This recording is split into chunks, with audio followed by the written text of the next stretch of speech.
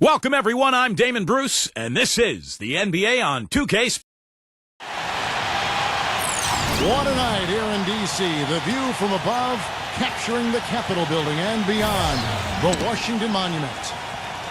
Welcome, folks. Thanks for tuning in to 2K Sports for the latest presentation of our NBA basketball. Along with Steve Kerr, Clark Kellogg, and our sideline reporter, Doris Burke, this is Kevin Harlan. A quick check now the starting lineups for both teams. And guys, what are we going to be looking for in this one from Bogdanovich? I don't know of too many other players, Kevin, who have his level of concentration offensively. It just seems to have that singular focus you need as a shooter that, even if a defender's all over you, you still just lock in and let it go. And I don't think we can talk about him without also mentioning his tendency to just erupt and string together a bunch of baskets in a row in a real short period of time. Well, the season series between these two teams, the Wizards came away empty in the last matchup against Atlanta. Yeah, they gave away a lot of points at the free throw line in that game. Maybe it was being on the road, maybe they were just out of sync, but something had them rattled. Steve, I don't know if it was the biggest reason for that loss, but clearly the misses from the stripe had an impact. And the whistle blows as the basket counts, and a three-point play chance right here. One free throw coming up. The Wizards shooting their first free throw of the evening.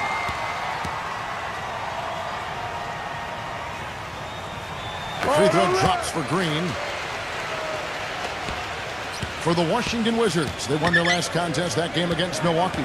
Yeah, that was a strange game. Very shaky defensive performance by their opponent, but hey, they took advantage of it. Yeah, I'd go along with that. I mean, the game wasn't handed to them, but they definitely didn't have to work as hard as they should have.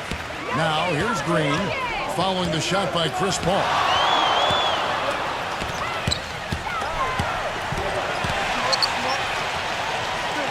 Number 41, defended by Bogdanovich. They kick it out to Green. Misses the three. A slow start for Atlanta in this one. It's a 5-point game. They're moving on after the tough loss they took at the hands of Miami. Yeah, I thought their defense in that game was about as shaky as it could be. At home, that kind of defense isn't going to cut it. Never mind if you're on the road. They really looked tired to me, and I don't know if they had travel issues or if they were out too late, but something was amiss because they had no energy. Collins kicks to Young. Outside, Green. 4 on the clock.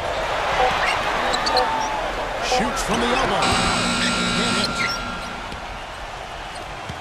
The Hawks have gone 1 of 3 from the field to start this one so far. Pass to Bogdanovich. A 3-ball. Good, and Paul gets the assist. Bogdanovich has got his first bucket of the game, and he's on the board for 3. Wizards have gone 2 of 6 in the field. Let's find out what Doris Burke has for us. Kevin, the Wizards head coach had a couple of moments for me.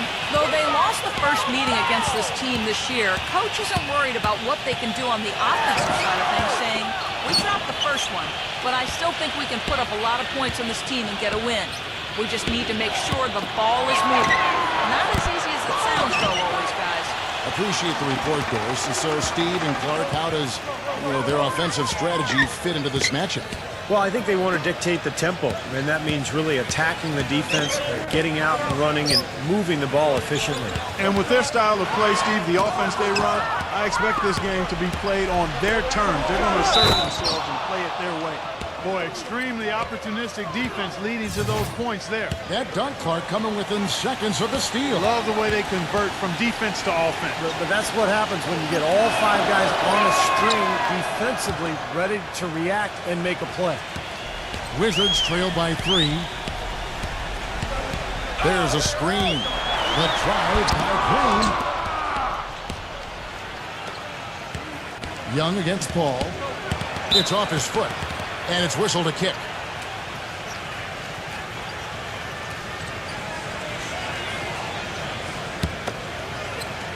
And so it's Atlanta with it. Gordon, the pass to Paul. Back to Gordon. Hawks passing it around. 6 to shoot. Paul outside. Fades and shoots. No good. Good defensive work there by Young. Here's Collins. No scoring yet from him, but that's likely to change. And Young kicks to Green. He dishes it to Collins. Tries to snap the cold streak. Shot is good off the back rim and in. Wow, he was just wide open there. That's way too easy. Ivy kicks to Gobert. He's guarded by Collins. From the post. The shot's good from Gobert. Gobert's got his second bucket of the night. Well done, finishing that one off. Young against Paul. Launches a three. Here's Ebanks. And the rebound paying off as they pick up 2 on the second chance bucket right there. Boy, where was the box out? Too easy on that second chance opportunity. Yeah, no box out is what happened there. Those kind of mistakes on the glass will kill a team. Here's Bogdanovich. 20 points for him last game against Miami. So he gets the whistle. Contact on the way up and 2 shots coming up. And the defense fouling there to prevent that layup, forcing 2 free throws here. Nice job that time of attacking the paint and drawing the contact. They'll take that.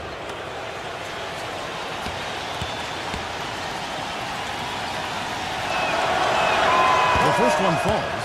The Wizards making a switch here.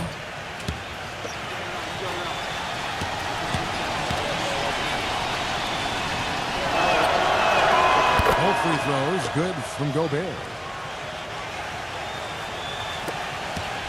Wizards trail by 3. Number 54, defended by Gordon. Number 41. A three-pointer, no good. Kevin, I didn't like that defensive effort at all, but they're lucky he missed it. Yeah, they were very lucky defensively because there was some miscommunication there. They left him wide open. The Hawks have made 3 free throws so far. Haven't missed any.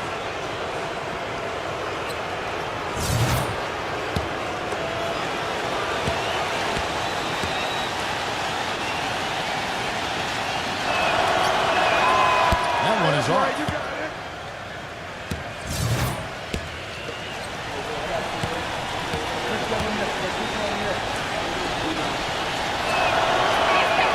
No luck that time either. Washington's gone 0-3 from three-point land. Nothing yet going outside.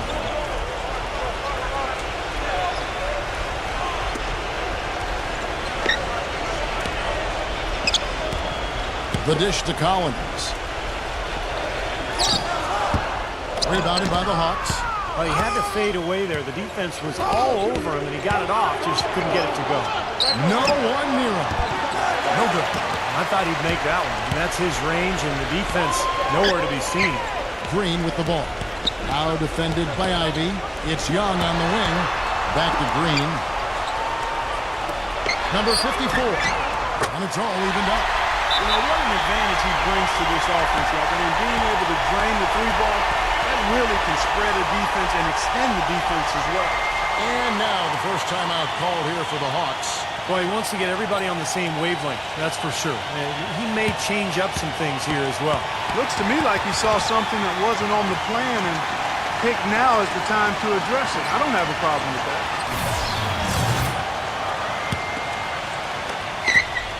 The Hawks have gone 4 for 9 from the field to start this game off. Here's Ivy. 11 points for him in that last game against the Heat in Miami. Porter gets a screen from left. Now here's Porter. He's covered closely. The shot is off. Washington's gone just 1 of 4 from three-point range here in the first. Brooks misses. Rebounding is going to be the focal point for them in this one, fellas. I can feel it. Yeah, it's a physical game, and so far the numbers show that they've got the edge on the glass. The steal. Porter against Brooks. Porter dishes to Ivy. Launches it. That one goes. Count it. Ivy's got himself going there. His first points of the game on the deep ball. Passes it to Brooks. Again, the miss by Brooks. The Hawks leading by 3. Porter with it. He's coming off a 13-point game against Miami. And Kevin, don't forget about his playmaking in that game as well. He was wonderful in terms of attacking the defense and figuring out when to shoot and when to find teammates. That's good. Porter's got his first points of the night. And he should thank the defense for those 2 points. Really, nobody paid him any mind there. There's the pick. Brooks, defended by Bogdanovich. And that one's good. Brooks. The screenplay worked ideally there, and I'm not talking about the screenplay you see in a movie theater. Gave him more than enough room to get that shot off. And Bogdanovich kicks to Ivy. There's the feed to Porter. Now the pass to Ivy. The Hawks working the ball around. Just 5 on the clock. Knocked loose. The Hawks need to get off a shot here. So the whistle blows on the shot and 2 free throws for the contact right there. Well, a lot of tough teams in this league. Here's where Washington sits right now in the rankings. 6th in free throw percentage. 11th in rebounding. And they're in the top half of the league distributing the basketball as well. Not too shabby. Room for improvement, but acceptable. I'm impressed most with their free throw shooting that you talked about. This is a team that really focuses from the foul line. They shoot the ball well from there, and as a result, they're constantly looking to attack to try to get those free points at the free throw line. Second free throw, no good. The main thing there was that he got them a 2-possession lead despite the 1 miss. There's the screen from deep. Brooks. That drops. Brooks has got 5 points so far. Oh, he's going to keep banging those home if you give him that much space. Here's Mack. Last game we saw him score 13. Brooks outside. Giddey. Brooks with a screen on Porter. Giddey using his post moves to get the 2 points. And we'll get a look at how the hustle stat game has been going for the Wizards. Well, I think the defensive aggressiveness on display here has caught them off guard. Playing airtight defense and coming up with the steal. That's right, Clark. And the other thing we've seen is great work on the offensive glass. We're seeing second chance points for this club. 43 seconds left to play here in the first. He kicks to Brooks. Number 30. And it's good. Assisting on the play was Brooks. And it's a 4-point Wizards lead. He can be a forgotten man in their offense sometimes, but the defense still needs to keep an eye on him. There's a screen by Williams. Feeds it to Len. Pass to Porter. Dishes it to Mack. Kicks it to Porter. He passes to Mack. And that time, also a missed shot. Number 30. No good.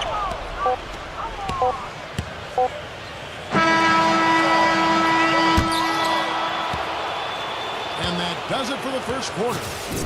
Wizards out front. Up. Coming up. And the first quarter is in the books. Second about ready to get underway. And when you consider how the Wizards are doing, Stephen Clark, your thoughts? And you get a chance early on to see their depth. They got a nice effort from their bench players early in this game. Yes, Steve, I tell you what, their subs have really packed the punch for them so far. This is how the floor looks for the Hawks starting the second quarter. We've got Hayward, also Williams out there, and it's Mack in at the 2. And here's Brooks from outside. The shot will not go. And it's the Hawks taking it the other way. Hayward passes to Mack. Rejected by Eubanks. And here we go, the Wizards fast break. From the wing. Rebound by Williams. The Hawks trail by 4. 3-on-3. Hayward with the ball. He's picked up by Brooks. Williams has a screen for Porter. Mack, good. Mack's got the second quarter going with the first basket of the period for the Hawks. Washington's gone 3 of 7 tonight from three-point territory. Number 31, defended by Mack. Brooks for 3, and the basket good. Brooks has got his third basket of the night right there. How about that? They respond to a three-pointer with a quick three of their own. Yeah, terrific. Great back-and-forth sequence right there. And Hayward gets it to go. Well, the pick worked really well there. Nice job taking it right to the 10 for the layup. Number 54, defended by Hayward.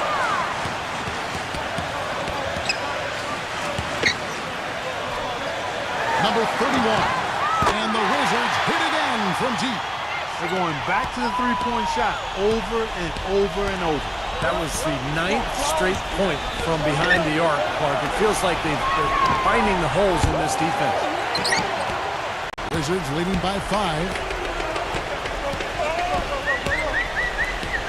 Quarter number 2, we're about 2 minutes in. Taken away by Williams. And they're on the break. And the bucket counts, and he's on his way to the free throw line. Try to make it a three-point play. Good defense, but gotta love the finish with the finger roll over the top. And the Hawks making a change here. Washington's gone 2 of 3 when they've stepped beyond the arc in the second quarter.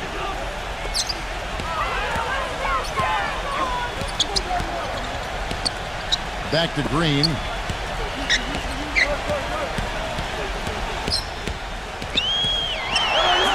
Pops in the layup for 2. Green's got 5 men. Not much the defense can do once he gets to the bucket. Hayward with the ball. Now guarded by Ebanks. Paul dishes to Hayward. Got the ball. He feeds it to Matt. And a great assist by Paul as that one goes in. And he's shaking off a poor first quarter shooting effort. He's really starting to turn it on now, guys. The Hawks have gone 5 of 8 from the charity stripe here tonight. And it's tied up with that one. Washington's gone 5 of 9 when they put up the three-point shot tonight. And Young gets to Green. And the Wizards hit again from deep. That's something we didn't see at all from him in the first half. And what a goose egg from three-point line. Mack the pass to Paul. He dishes it to Mack. Back to Paul. Number 10. Another 3 for Atlanta. Here in the second quarter, just under 3.5 minutes played. Outside, Green. And he can't answer back. The three-pointer offline. Fast break, the Hawks. Lets a floater go. And Chris Paul the bucket on the assist by Hayward. And the Hawks lead by 2. Young dishes to Green. Green gets a screen from Ebanks. Back to Green. Wizards passing it around. Gets the bucket. He's got 5. Hawks have gone 6 of 8 from the field in the second quarter. Here's Mack. 7 points in the game. Off the screen. And it comes off the front of the rim. Well, I think the defense got lucky right there. I mean, he's going to make a lot more of those than he misses when he's got that much room. Ebanks. Foul call that time on the way up. That'll give him 2 chances at the free throw line here. The Wizards shooting their second and third free throws tonight.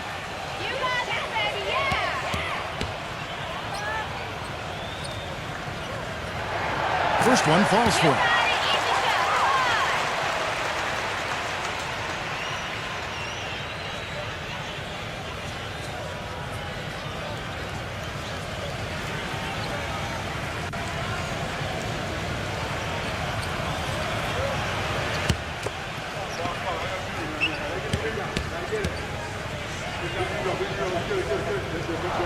Both good from the line that time.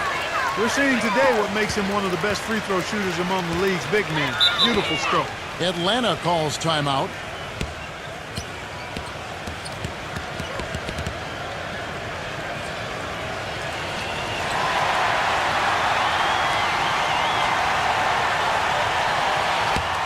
Let's quickly bring up the 2K leaderboard for a look at the top free throw shooters among point guards.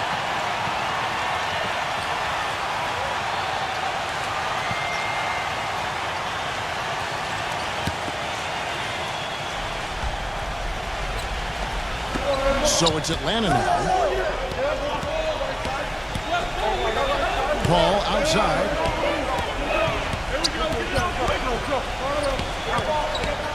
Pass to Gobert. Back to Paul. 6 on the shot clock. And 2 free throws coming up as he misses that one. Drawing the whistle and a lot of contact there. Well, you know, one of the toughest commodities to find in this league, Kevin, is a great point guard, not only on the floor, but off the floor. Chris Paul is a model leader. He's a guy who is probably as talented as any point guard in the league. But his leadership qualities, I think, put him over the top. You know, it isn't just the inspiration off the court or making big-time baskets. I mean, the way he passes is infectious to his team. I mean, it's contagious, and it usually ends up permeating the whole team. Same goes for his defense. I mean, he'll come up with that big steal and can completely change the momentum with the kind of plays he can make at both ends of the floor.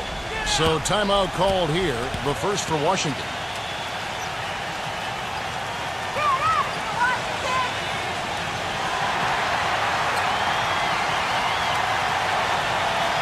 Kevin, let's look at where the Hawks stand in the NBA rankings right now. Second in rebounding, 9th in assists, and they're in the top half of the league in scoring as well. Not too shabby. Yeah, I agree with you there, Clark. And what jumps out to me is the rebounding, because when you can rebound the basketball as a team, you can stay in every game. Even if you're not shooting the ball well, you rebound, you get extra possessions, and you allow your team the ability to make a comeback. Whoops, they pick off the pass. Paul left side. Hayward. Back to Paul.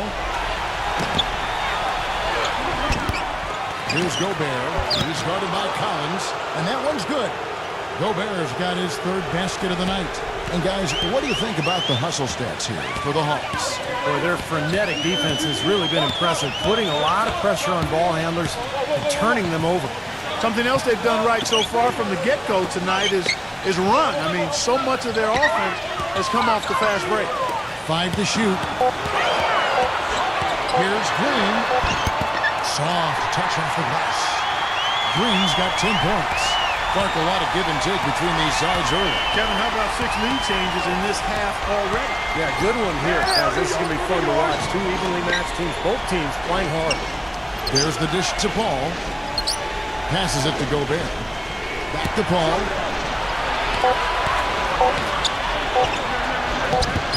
Shot is off. And the Wizards now going the other way. This game has been very close in a lot of areas, but rebounding is one thing that they've been able to dominate. Yeah, they've chased down that pumpkin often. Now, here is Young. Quiet so far offensively, searching for his first points of the game. Boy, I'm shocked he didn't make that one. He usually knocks that one down with ease. Paul, defended by Young. Lets it go from the wing. And a little luck that time, but it drops. 8 points for him. Starting to get a little momentum here after that scoreless first quarter. Outside, Green. The feed to Collins. And the pass to Green. And foul called as he misses. He'll go to the line and shoot 2. Chris Paul picks up that one. Been a solid outing for Green. He's got 10 points, and he's put 1 3-pointer on the board. Going forward, I think it'd be a good idea to let him spend a little more time behind the arc. He looks like he has a nice touch from out there.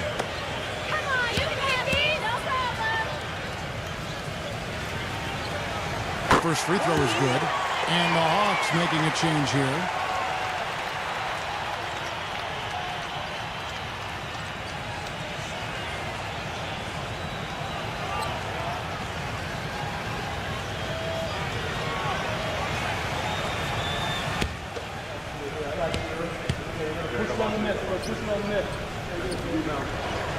And that's good as he hits both of his shots. The Hawks trail it. Here's Ivy. Right now averaging 15 points a game. He passes to Bogdanovich. He kicks it to Ivy. Paul outside. Nice ball movement here by Atlanta. No good from Ivy. Washington's gone 6 of 12 from outside. A very nice 50% mark, shooting the 3-ball well. Number 41, and he's good on the 3-ball. And the Wizards lead by 4. Well, he's so hard to stop, guys, because it poses a ton of matchup problems for the defense. Young against Paul. Has to go back. Good, and Paul gets the assist. Paul's got his 7th assist of the game with that last one. And guys, they continue to put a lot of pressure on the interior defenders with the way they work down low. Well, it's become one of the stories of the first half, Mark, just piling up points in the paint. Count that one. Young's got his first 2 points. The Hawks trail by 4. Paul outside. Feeds to Ivy. Lets it fly. Again, the Hawks score. Washington's gone 4 of 7 on 3-point shots in the second quarter. And Young kicks to Green. Again, the Wizards good for 2. Atlanta's gone 3 of 5 beyond the arc since the start of the second quarter.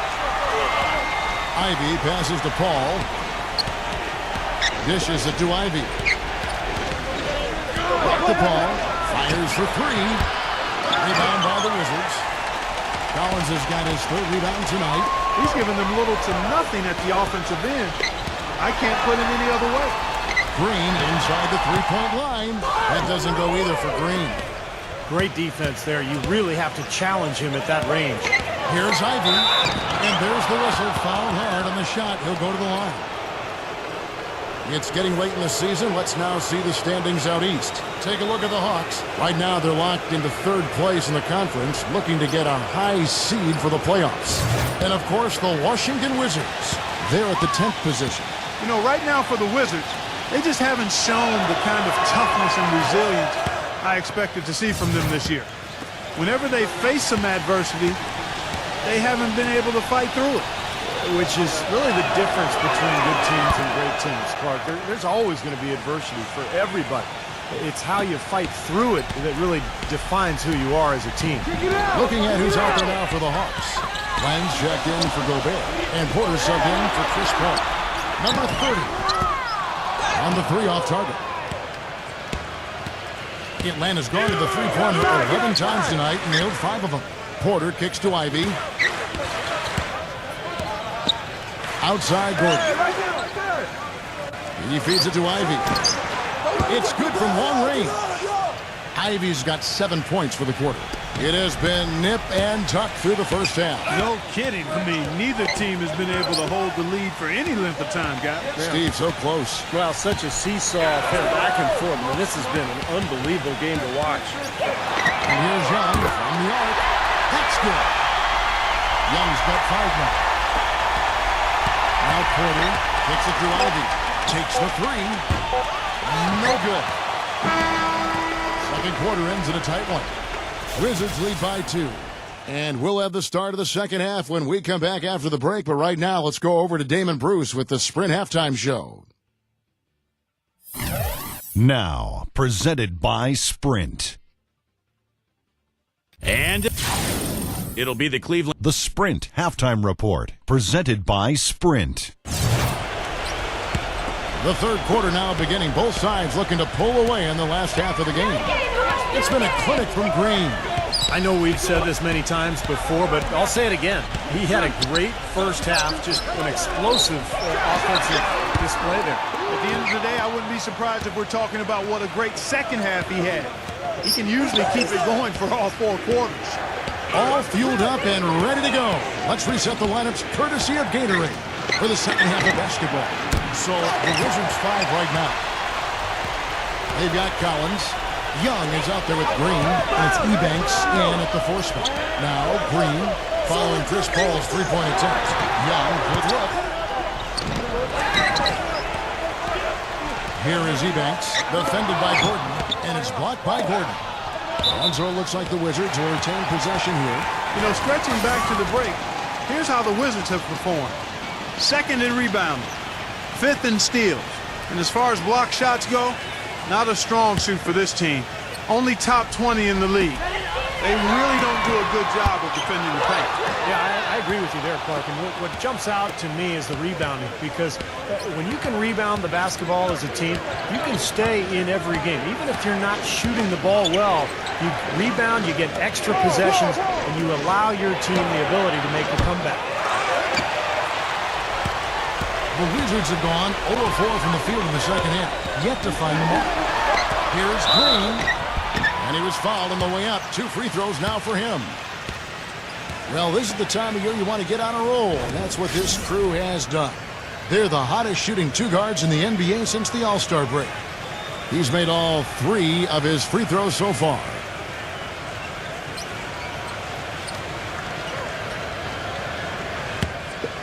Easy boy, come on! And he makes the first.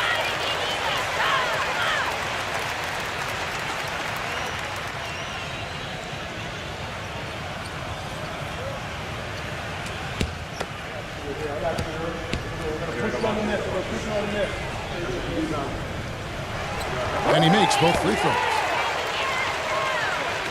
So it's the Hawks now. Third quarter of basketball. We're about a minute and a half in. Ivy kicks to Paul. Ivy. 3 pointers off the mark. That's not how you want to kick off the second half with 3 straight misses. And it's Gordon finishing it off. Solid on the one-hand throw down there. You know, Clark, when it's a tight ball game like this, he's the guy they want with the ball. Yep. Yeah, you got that right, Kevin. He's such a reliable finisher.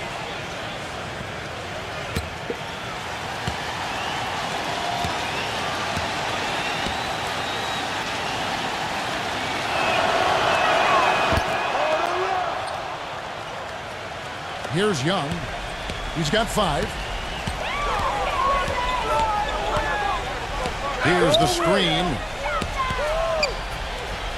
Green dishes to Collins. Back to Green. And he hits the jump shot. Green's got 18 points. And this offense needed that one after 4 misses to start the half. Ball against Young. Passes it to Bogdanovich. He dishes it to Ivy. Here's Bogdanovich. Can't tie it up with that one. Misses. Tell you what, shooting 20% to start the second half doesn't bode well for how this will play out for this game. And Green gets it to go. Boy, I tell you what, he loves getting looks like that from the 3-point line. No one near him. That's a warm-up jumper for him. Atlanta calls timeout. Well, he wants to get everybody on the same wavelength, that's for sure. He may change up some things here as well. Looks to me like he saw something that wasn't on the plan and picked now as the time to address it. I don't have a problem with that.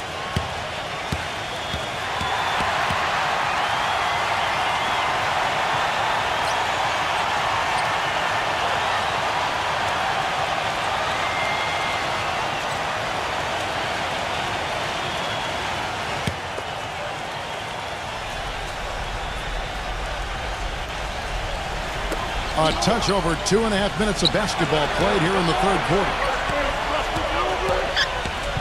The pass to Bogdanovich.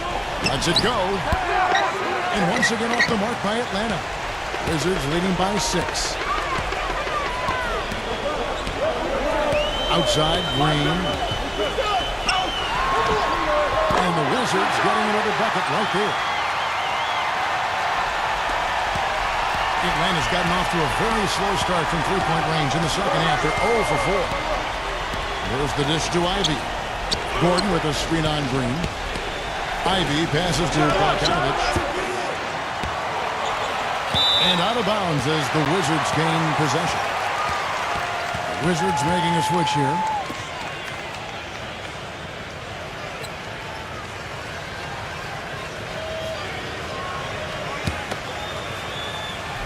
Just under 3.5 minutes played here in the third quarter. Collins, a screen on Paul. Off target there. That would have pushed the lead to double digits.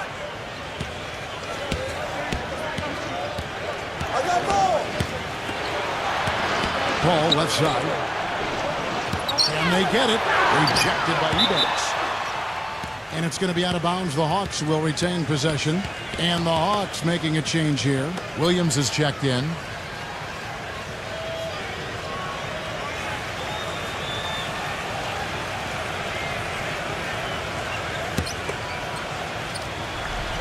Gobert off the pick from Bogdanovich. Shot denied. And it's going to be out of bounds. The Hawks will retain possession.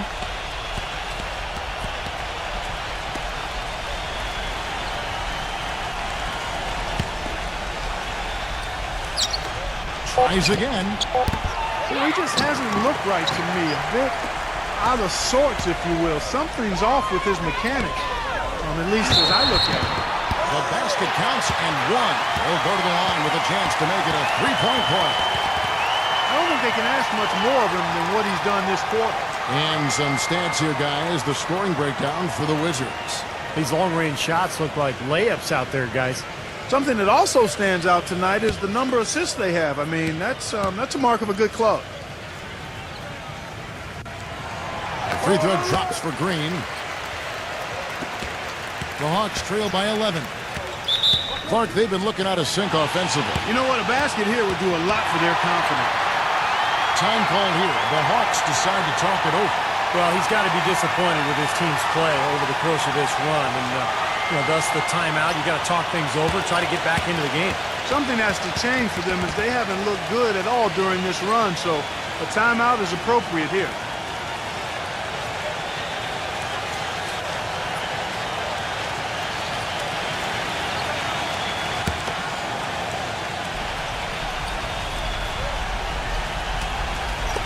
On defense, Washington. And Gobert gets to Bogdanovich. Backs him down. Ball outside. Now the feed to Ivy. Here's Gobert. Somehow ignores the tight D and gets the layup. Gobert's got 12 in the game. Well, coaches love him because of the hustle he's continually showing out on the floor. And I think where you really see it most is on the offensive boards. And he is a persistent defender too, Steve. I mean, even if he gets caught behind on the break, he'll bust his behind to get back into the play and maybe come up with a block at the last second. Here's Ivy. He's got 10. Back to Williams. Ball outside. Pass to Gobert. Backing down. Lock at 6. Paul can't get it to go. Misfires again, and the ball just refuses to cooperate with him. It's a tough day so far. Back to Green. Drills it from outside. Green's got 15 points in just the second half. He's just been the man since the start of this quarter. And just a tremendous period of basketball for him. Paul goes in. Williams kicks to Ivy. Back to Williams. Shoots a three, and that is good. Williams has got himself on the board with 3 there. And here are the Wizards now. They're on a 13-5 run. Collins, a screen on Paul. Pass to Green. Trying to answer back, but that 3 is off the mark. The Hawks trail by 9. Williams has a screen for Paul. He passes to Ivy. Good, and Paul gets the assist. Paul's got assist number 9 now. Wow, what an effort here tonight. The Wizards have gone 5 of 12 from the field since the third quarter got underway. Washington calls timeout.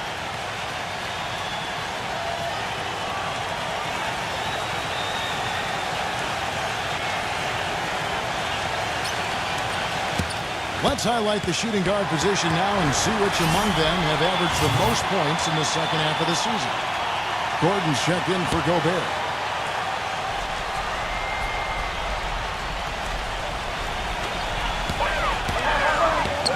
Young off the pitch from Collins. Hitting. Offline with his 3. And for the Hawks, they're shooting 43% from the field. Paul left side. Gordon with a screen on Young. Here's Ivy. Rebounded by the Wizards. They've held a 12-point lead early. Outside, Green. Giddey. Back to Green. To the middle. And he takes the fantastic lead pass up strong for the slam. You know, he may not have the elevation or the hop, He doesn't need it, though. The big fella throwing it down anyway. He usually does save the high flying for the little guys, Clark. You're right. You know, sometimes it looks like he's pinned to the ground, but when he gets positioned like that, then he can put it down. Now Young, after the missed three from Gordon. He kicks it to Green. The three. Rebound by Williams. Williams has got 3 rebounds so far in the game. Feeds it to Ivy. They set the pick. And a foul on the shot. He'll go to the stripe for 2.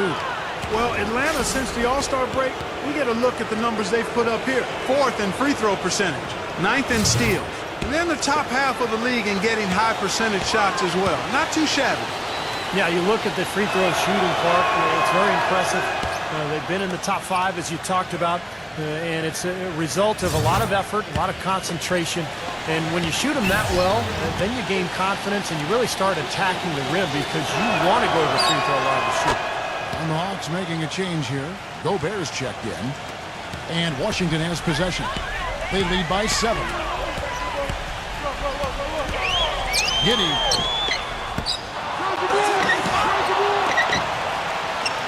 Dishes it to Young. A three-pointer is right on target. Young's got 8 points. And we've got an injury out on the floor. Very unfortunate as always, guys. Don't like to see this. Yeah, and as many times as you see it, Clark, you never like to see a player have to come out of the game with an injury. Especially when it's your own teammate. But the other guys just have to step up in the meantime to make up for his absence. Next guy up is what we say. Here's what Atlanta's going with right now. Bogdanovich comes in for Williams. And Porter subbed in for Chris Paul. And here's Porter following the 3 from Young. Just 4 to shoot. Here's Gobert. And terrific work on the offensive glass, and he picks up 2. 14 points for him. You know, he's knocking down his shots today, but it hasn't really translated to the scoreboard yet. Green gets a screen from Evans. And Green gets it to go. Solid screen right there that freed him up for the jump shot. The Hawks trail by 10. Gordon with the screen for Porter. Count the bucket. Boy, that was a rugged screen set there, fellas, and the defense didn't even try to go through that one. Outside, Green. And again, Washington with the triple. The D with very little pressure on their perimeter shooters. 3 of the last 5 baskets they've allowed have been of the three-point variety. Yeah, and unless they make some rotations and closeouts defensively, there's more to come, Clark. Oh, here's Gordon. Right now averaging 17 points a game. In this quarter, he's really getting off the mark. He just looks a little bit unsettled. Green, no luck. So it's Atlanta now. They trail by 11. Porter dishes to Gordon. He feeds it to Ivy.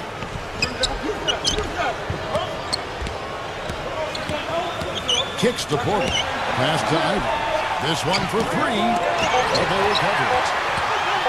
Near the three-point line, it's Gordon. No good off the back of the rim. And I'll tell you what, this has been one ugly quarter for him. And it keeps getting uglier. I mean, his touch has basically gone AWOL. He has really punished these defenders today. No matter who's been on him, he's been giving them medicine. Here's Ivy after the made shot from Green. Here's Ivy. 14 points for him. They tried to step in and cut him off, but just not quick enough.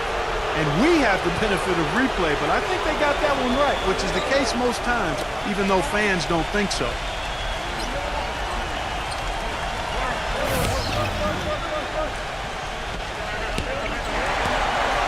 Young with the steal.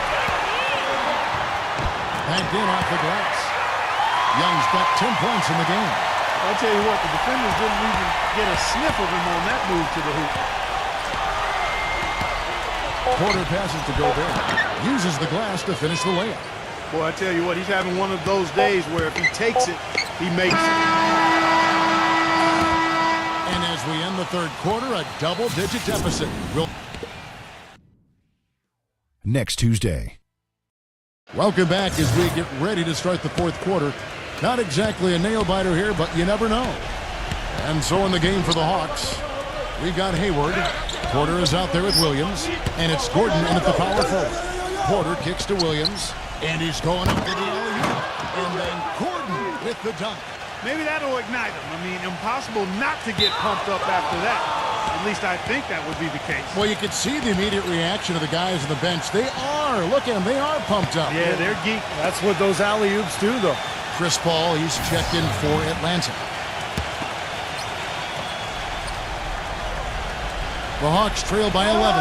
Matt, good. Great play by Williams to set it up. Excellent communication on the inbound play there, guys. He got in a good position, and the pass was as it needed to be, on time and on target. Just got a little careless on that pass. They should be able to connect on those. And the Hawks making a change here. Gobert's checked in.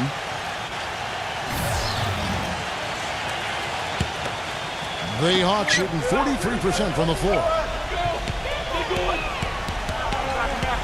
On the wing, Williams. He's guarded by Collins. Paul outside. Looking to get back on track here. Good. They're forcing the ball inside, and it's working beautifully. Yeah, the defense has been futile here. 5 of the last 6 field goals in the lane.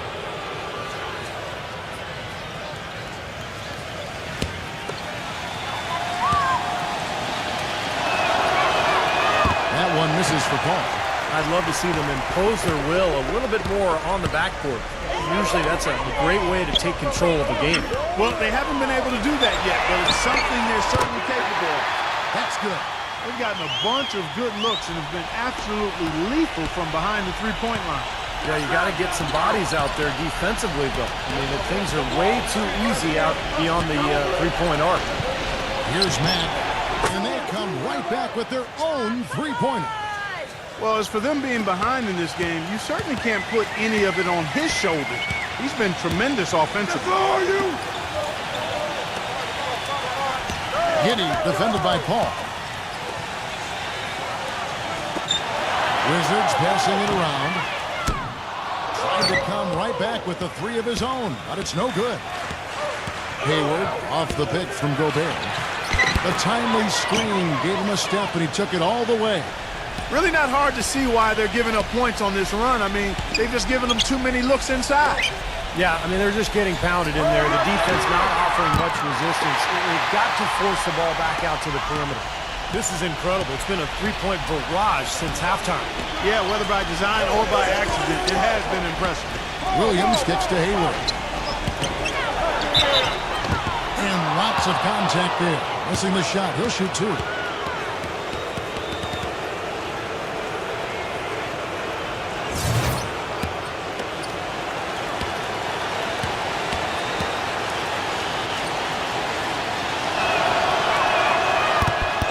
One at the line is good. The story in the first half was their low free throw percentage. They've corrected that here in the second half, and hopefully they can build on it as this game continues to progress.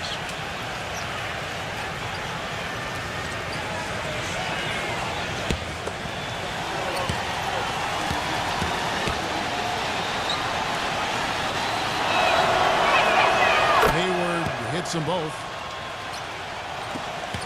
Wizards leading by 6. Your game, Hawks, your game! He dishes it to Green. They set the screen. There's the pass to Ebanks. Outside, Green shoots the 3, and that one's good. Green's got 39. And that kind of defense is just not going to cut it, guys. They have to get a hand in his face. Paul dishes to Matt. Up to Paul. The feed to Matt. Gordon, the pass to Paul. Shot clock at 5. Shot is blocked. And here we go. And here we go. A great job of attacking on the break. Yeah, sure was. He made a beeline for the bucket as soon as they got the ball. Right away, straight to the rim. The Hawks trail by 11. Hayward off the pick from Gordon. The dish to Matt. Shoots. It's blocked. And he recovers it. Knocks down the 3 ball. Max got 8 points in the quarter. They have a little extra mojo going here, a little extra pep in their step, more hustle in this second half. They're doing a much better job in terms of second chance points. Pass to Green. Beyond the arc. But they'll get another chance. And a little over 3.5 minutes in the books so far here in the fourth. Puts up a three. Matt grabs the miss. Atlanta's gone 2 for 2 from three-point land to start the fourth quarter. Paul with the ball. Now Green defending. No good from Gobert. All the defender had to do there was just stay close to him, and he did. Number 41. And so he draws the foul on the shot. A trip to the line to shoot two. Yeah, he got whacked. Shouldn't be much debate on that one. Yeah, that was as straightforward as it gets, guys.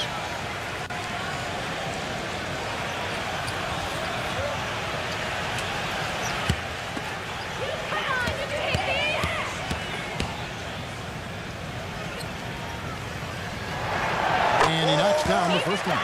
Look at the free throw percentage. Unblemished since halftime, Clark. That's pretty nice. I'd go farther than that, Steve. How about perfect? He hits one and misses one, each at the line. The Hawks trail by 9. Here's Ivy. Outside Gordon. Connects from three-point range. Gordon's got 5 points now in the quarter. You know, the more shots like that he hits, guys, the more he's going to forget the pain he's playing through. Sometimes shot making can give you that added boost of adrenaline. Here's Collins. Outside Green. Shot clock at 6. Young outside. From the arc. Rebound by the Hawks. Gordon's got his 7th rebound of the game with that last one. Oh, trying for it. He passes to Ivy. They set the pick. The feather touch on the finger roll. Beautiful. And now it's just a 4-point Wizards lead. Great move to the hoop, and I love the finger roll finish. Green gets a screen from Evans. Green kicks to Young. Misses off the right iron. Well, his shot's been off today, no question. He's not the guy they're going to want to look to if they want to keep this lead where it is. Here's Ivy. Pass to Porter. Here's Gobert, defended by Young. And Gobert kicks to Porter. Here's Ivy. And fouled hard that time. He'll get to the line and shoot two.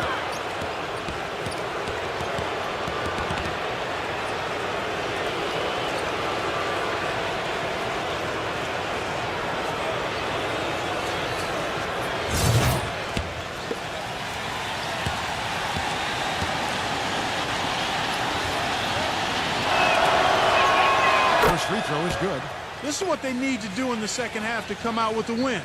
It's not the only thing, but when you convert free throws at the other end, you put a lot of pressure on the opponent to play solid defense against you.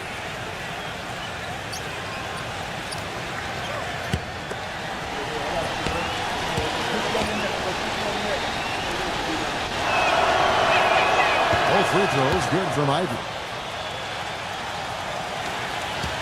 Washington's gone beyond the arc 7 times here in the fourth and been successful 3 times. Young off a bit from Collins. The drive by Green. Number 41 drains the three-pointer.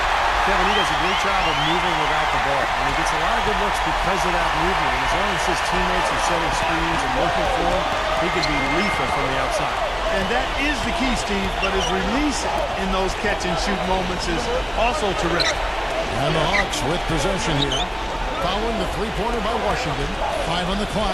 Ivy dishes to Gordon. Takes a shot at the elbow. And too long on the shot. Wizards leading by 5.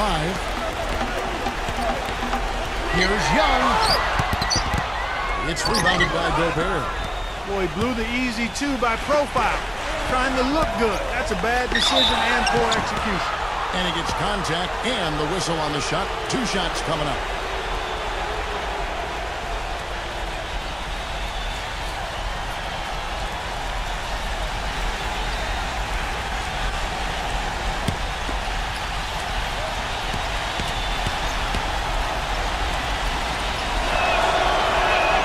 That free throw good from Bogdanovich. Well, it seems like they're having a lot of trouble at the line today, and it's just been that kind of a day.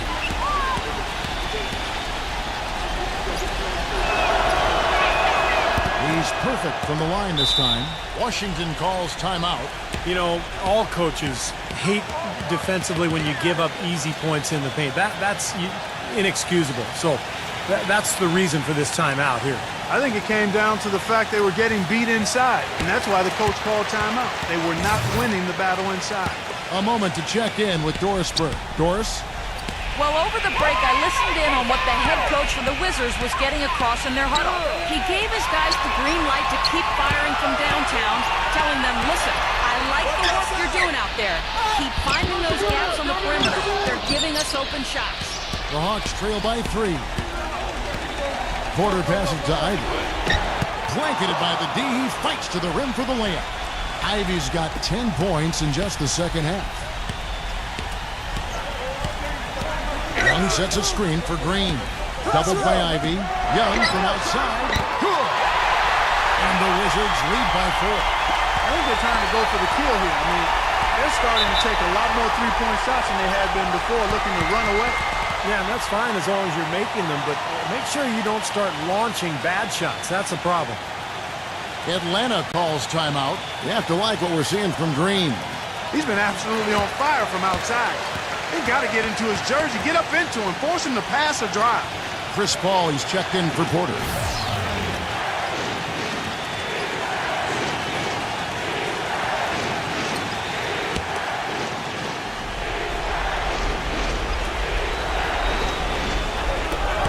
Washington on D. A drive by Paul. It's off his leg. And the official saying it was kicked.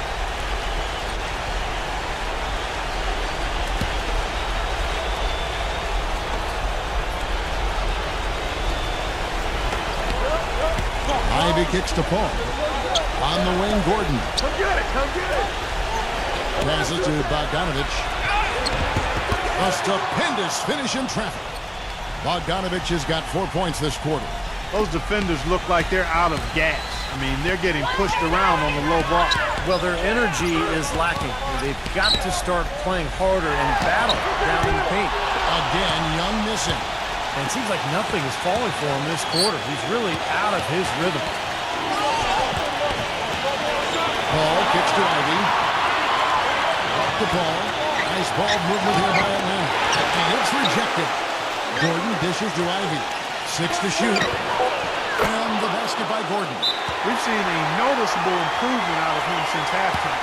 He didn't have a whole lot working in the first half. Time called here. The Wizards decide to talk it over. They're down by 1.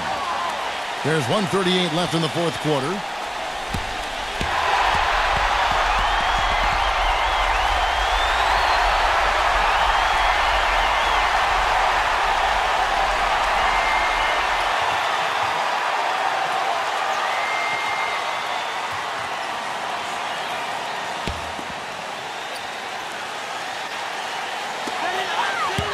Here's Young.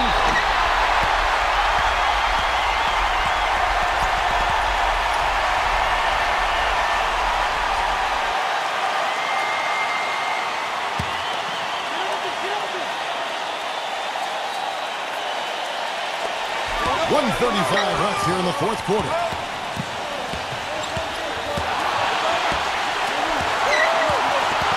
Green passes to Young. Number 41, defended by Bogdanovich. Shot clock at 3. Green inside the three-point line. That one wide left. The Hawks leading. Paul outside. Back to Gordon. He kicks to Ivy. The three won't fall. Well, eventually he'll start knocking those down again. He did make 2 in the first half. Feeds to Green.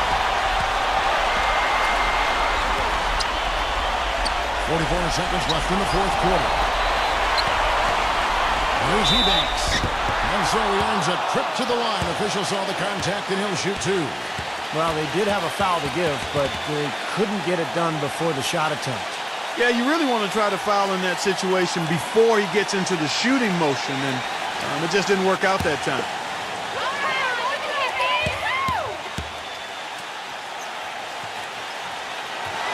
So the first one drops, and that ties the game up.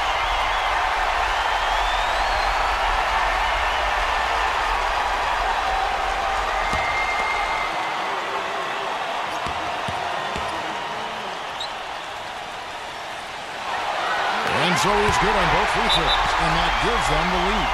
Clutch free throws there, fellas. This one's a barn burner, tight as me in an airport lavatory. Atlanta calls timeout. They're behind by 1. There's 38 seconds left in the fourth quarter. What's your take, guys?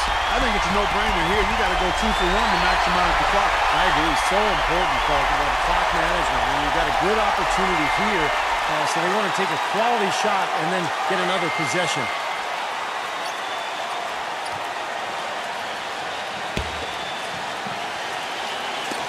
There's 38 seconds left in the fourth. Gordon kicks to Gobert. Back to Gordon. Launches it. No up. And it's Washington the other way. The biggest lead of the game, 15 points. Young against Paul. And Young, and here we go. They pick it out to Green. Green puts up the baby hook. Connects. Perseverance paying off on the offensive boards, guys. Time called here. The Hawks decide to talk it over. They trail by 3.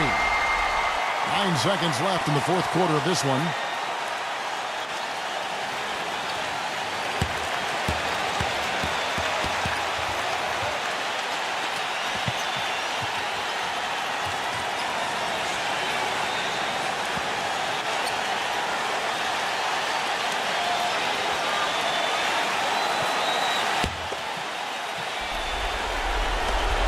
Ball passes to Bogdanovich. Here's Ivy. No good from three-point territory. We're going to prolong the game here with an intentional foul. Well, you do what you have to do to extend this game and try to get the ball back. In this situation, clock management crucial. And he misses the first one. Boy, he wanted that one to fall.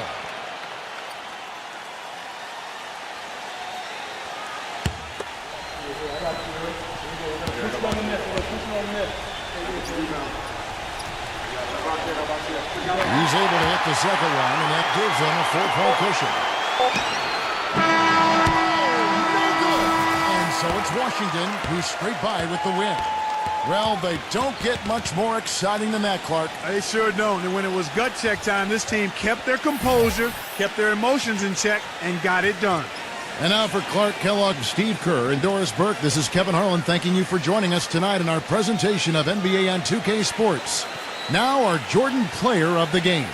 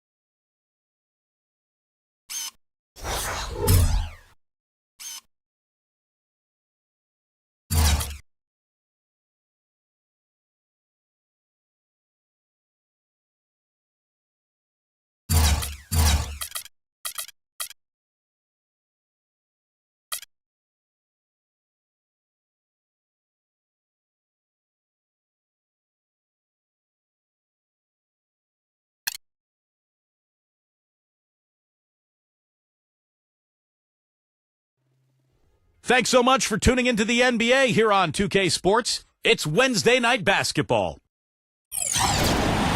Two teams, two conferences. It's a road game for the Trailblazers in this one. We're happy to have you with us for 2K Sports midweek presentation of NBA basketball. This is Kevin Harlan with Steve Kerr and Clark Kellogg. And now a quick check of our starting lineups for both teams.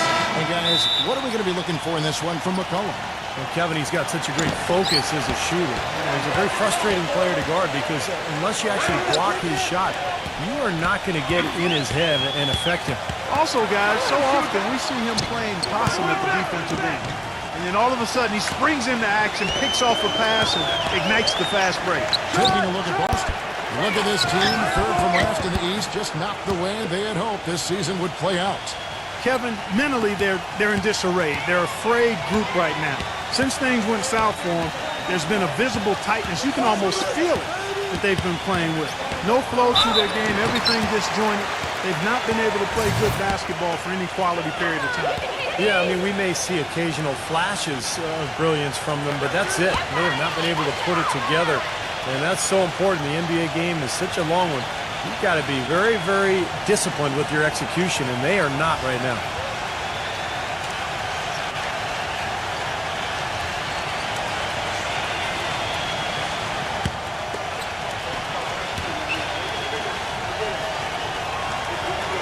And good on the second, so he makes them both.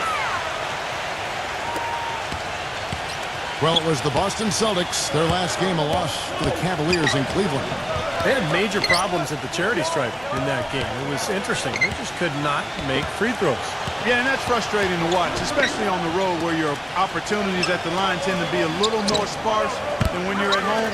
Boy, you've got to cash in on them. And now, just over a minute played here in the first. And DeRozan kicks to Clark. Lock at 6. Incredible timing on the alley-oop. He absolutely hammered it down. And that's the play we're going to remember when this game is all said and done. McCollum off a pick from Stewart. The offensive rebound. Passes it to Barrett. Three-pointer. Goes up again. And foul called as he misses. He'll go to the line and shoot 2. The Trailblazers shooting their first free throws of the evening. Well, to this point of the season, guys, they're knocking down about 76% of their free throws.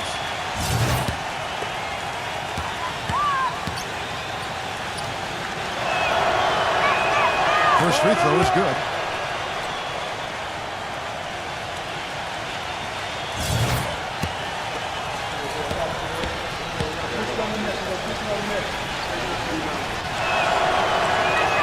Both free throws good from Stewart.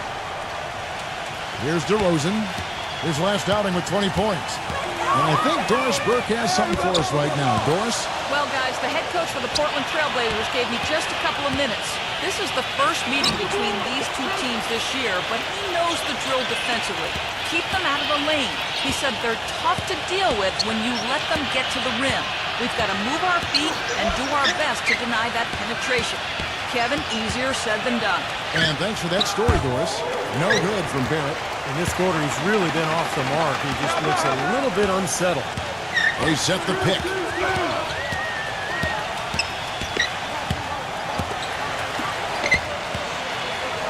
Number 30, defended by Ball.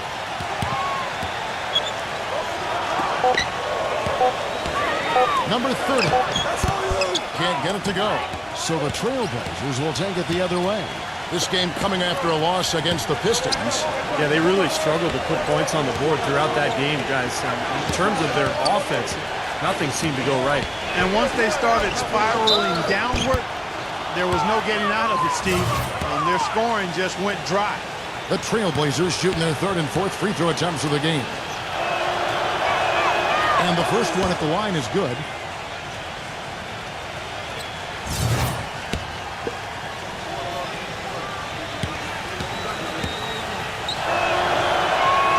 Smith hits them both. The Celtics have gone 2 for 4 from the field so far today. Now about 3 minutes gone in the first quarter.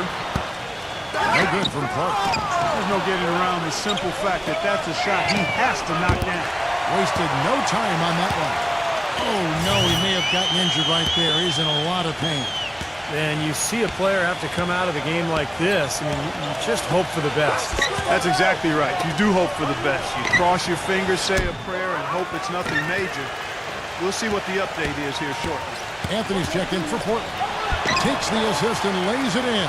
Pick out the pass nicely. I'll tell you what, the post play has been rock solid right off the bat. Well, that's the key to basketball. Get the ball inside, into the paint, either with a pass or with penetration. Now here's Anthony. He had a 12-point outing in their last game against Detroit. Lets it go from deep. Rebound Boston. This, of course, the first opportunity to play Portland this season. They were kind of caught off guard in one of the games against these guys last year, and they lost. Big upset. They're coming from a team near the bottom of the conference. And their lead takes another little bump up. Boy, I tell you, they've got to be feeling better and better about this game. And some nice ball movement here by the Trailblazers. Such a wide-open look. You might not think of him as a laser three-point shooter, but that shot was there for him, and he had to take it. And it can be a source of pride. Hey, we split 1-1 with a marquee team from the other conference. Kevin, that can be a source of pride, especially when you've had a disappointing season otherwise. Now the dish to Clark. Gets it to go. He has 7. Their offense already flowing. Some stellar shooting while jumping out to this lead. Well, high-quality shots, and they've been on target with them. And Portland has possession. 6-point game. Pass to Stewart. Backs in. And off the front iron, and in it goes. The Celtics have gone 6 of 9, shooting it well. Here's DeRozan. He's been patient so far, nothing yet on the scoreboard. Number 30. They get it back. Clark. Banked in off the glass. Perseverance paying off on the offensive boards, guys. So timeout called here, the first for Portland. He has to be concerned with all the missed shots. I mean, it happens to every team, but you have to find a way to keep being productive even when you go through a shooting drought. He might be trying to tell them to get to the free throw line. You know, all teams go cold at points during the game, but the good team still find ways to score.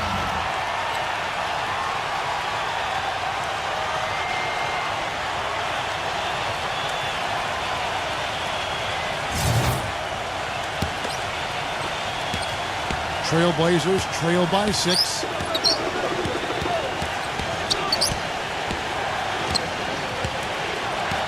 Outside Anthony, the shot. And off target as he starts the game 0 for 1.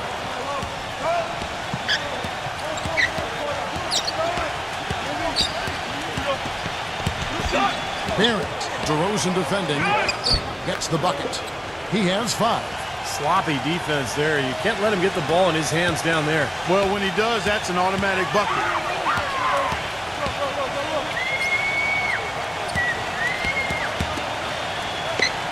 Fultz, covered by Anthony.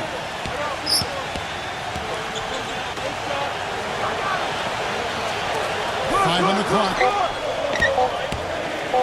Tries a 3. And it's Portland with the rebound. Barrett the pass to Anthony. The feed to Smith. Now the pass to Ball. Back to Smith. Fires the 3. Can't get it to go. And it's Boston the other way.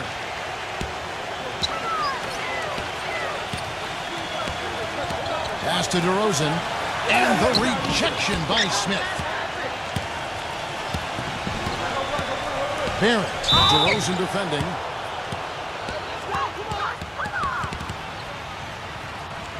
An almost entirely new group here for Portland.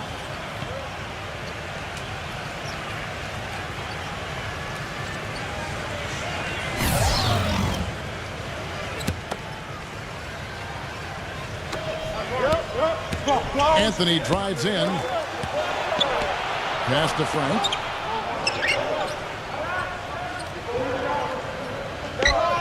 Six to shoot. Here's Anthony. Now here's Porter, defended by Frank. And that one's good by Porter. That is a tough layup with a guy right on him. Good defense, but better offense. Let's go, team! Pass to Frank. There's the triple. Cannot hit. Celtics leading by 6. Feeds it to Morris. Suggs. He kicks it to Morris. Takes the 3. And it's Portland with the rebound. Clark, they've been struggling here on offense. Yeah, a little bit of cottonmouth here. Dry spell for sure. Here's Lamb, and it's blocked by Morris. To the inside. Tore it down that time. And guys, what do you think about the hustle stats for the Celtics? But great hustle defensively through 2 quarters of play, contesting everything, starting to rack up those block shots, guys. Another big aspect of their game tonight has been the fast break, transition opportunities. They're really keeping it up-tempo so far. I like the offensive awareness to exploit that lack of coverage on that play.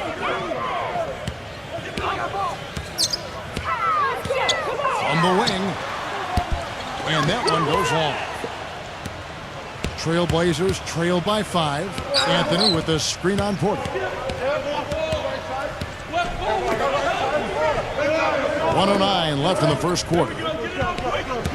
And here's Anthony for 3. The shot is off. Now Boston takes it the other way. Suggs covered by Anthony.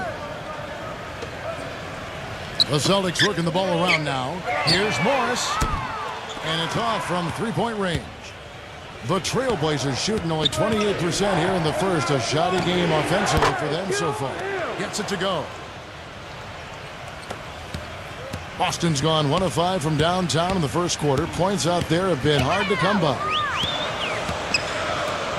3-pointer. Put the line by Boston. 0. And 2 free throws coming up as he misses that one. Drawing the whistle and a lot of contact there.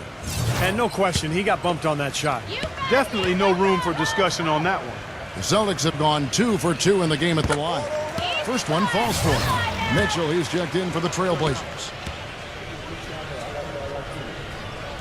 He's perfect from the line this time. Trailblazers trail by 4. The shot and game clock separated by 4. He feeds it to Lamb. He passes to Frank. Here's Mitchell, guarded by Porter. Here's Frank. Oh, good on the 3. From outside the arc, hits the bucket.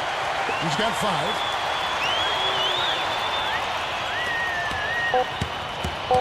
Here's Mitchell. No good. And that concludes the first quarter of play. Celtics lead by 7. Next Tuesday. Welcome back, folks. Thank you for tuning in to the NBA on 2K Sports as we get set to get going once again. Hey, during the break, players getting a chance to refuel and hydrate with some Gatorade as there is more basketball in store. And the Celtics guys, what jumps out to you stats-wise? And I like what they've done offensively, really attacking the rim, getting a lot of points in the paint. And guys, they've been the aggressor early. I mean, attacking the hoop and getting into the paint, that can make the game really easy for you. Here are the 5 Portland has to start the second quarter. We've got Anthony. McCollum is out there with Mitchell. And it's Frank in at the small forward position. Here's Mitchell.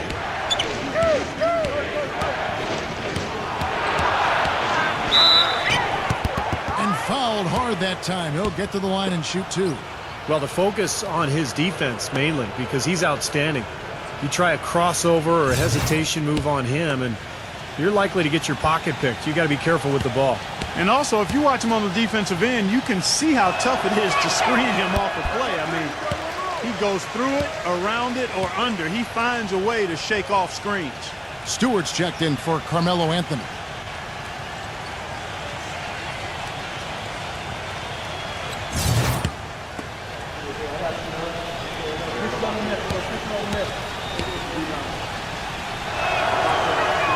And he sinks the second. Celtics leading by 5. They set the screen.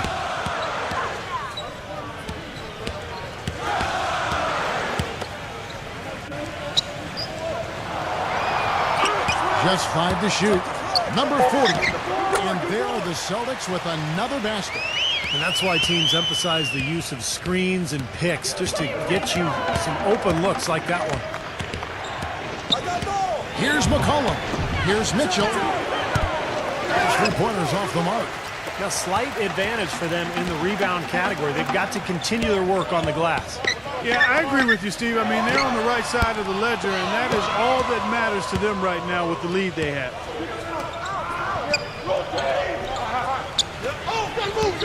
He dishes it to McCollum. The pass to Frank.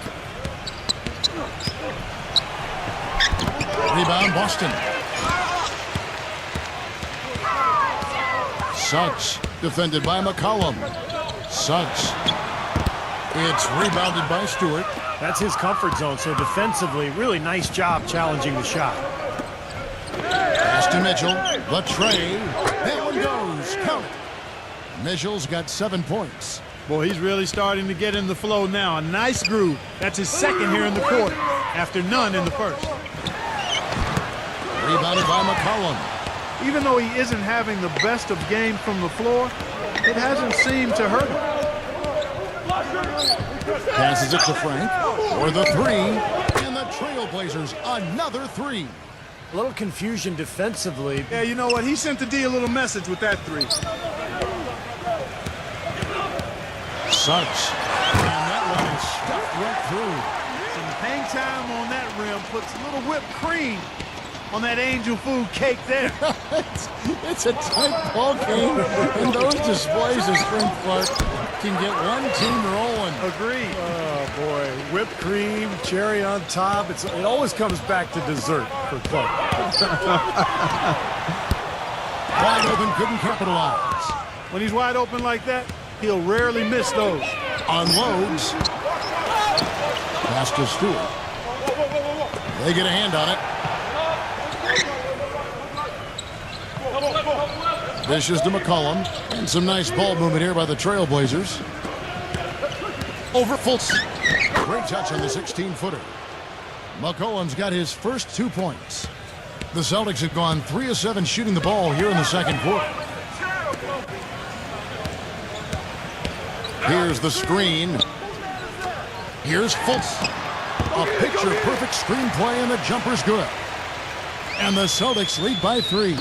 Great job of utilizing that screen and finding space to knock down the jumper. Good basketball.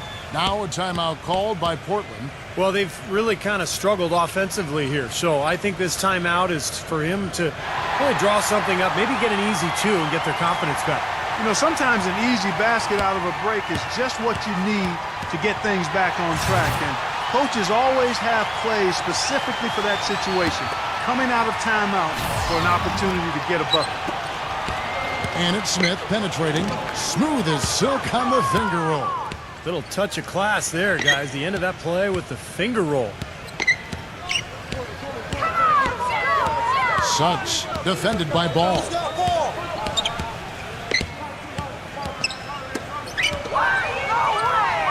And it's the Trailblazers on the break. Here's Barrett. The finger roll finish at the bucket. He has 7. Straight to the bucket with a nice head of steam. Well, no reason to slow it down when there's nothing in the way.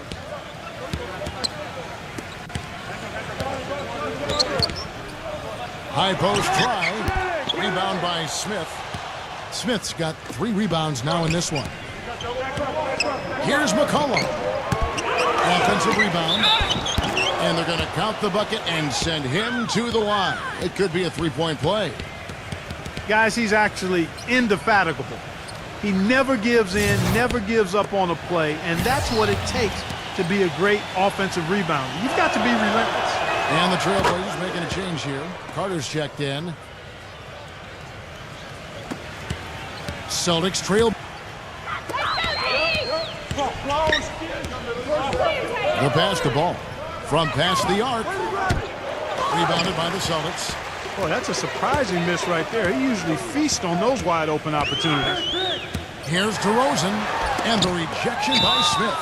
And out of bounds as the Trailblazers gain possession. And let's go down to a list of players you can't leave open under any circumstances. This season's most accurate small forwards from the field. And you look at DeRozan, so solid around the basket, currently third in the league. And that tells you about those players' ability to slash through the defense and get to the hoop effectively. Because you have to be getting a lot of layups to have that kind of shooting percentage. But you also have to have an excellent outside shot, and all of them do it. Small forwards, you have to be reliable from the perimeter as well. Well, the numbers since the All-Star break, and here's how Portland ranks league-wide. 4th in lowest turnovers per game, 7th in steals. And as far as team scoring goes, they've struggled a bit. Top 20 in the league. There's room to get better there.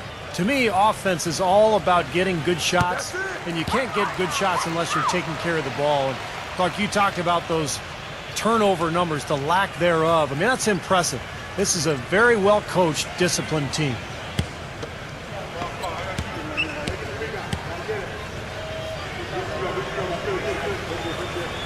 And he makes both free throws. Trailblazers have gone 7 of 14 in the second quarter, shooting to the tune of 50%. Passes the ball. Here's Barrett. Gets it to go from beyond the arc. He's got 10. I really like the fire, the intensity that they're playing with now. They got off to a tough start there in the first quarter. They didn't shoot it particularly well, but they played through it. They've been able to stick with it, and that, to me, that shows their resilience. Now, there's something for the top 10 highlight reel right there. A layup can be just as sweet and as pretty as a dunk sometimes. The shot's good from Ball. Then you can feel the pattern of this game, guys. They're working it inside, dominating in the paint, getting good shots at will. Well, 4 of their last 5 baskets, guys, have been of exactly that variety. So the Celtics call timeout. They're first. And I think he believes that if he takes some time here to kind of talk things over, it'll be well served for this club. And, you know, maybe this gives him an opportunity to toy around with some of their game plan while he has their attention during this break in the action.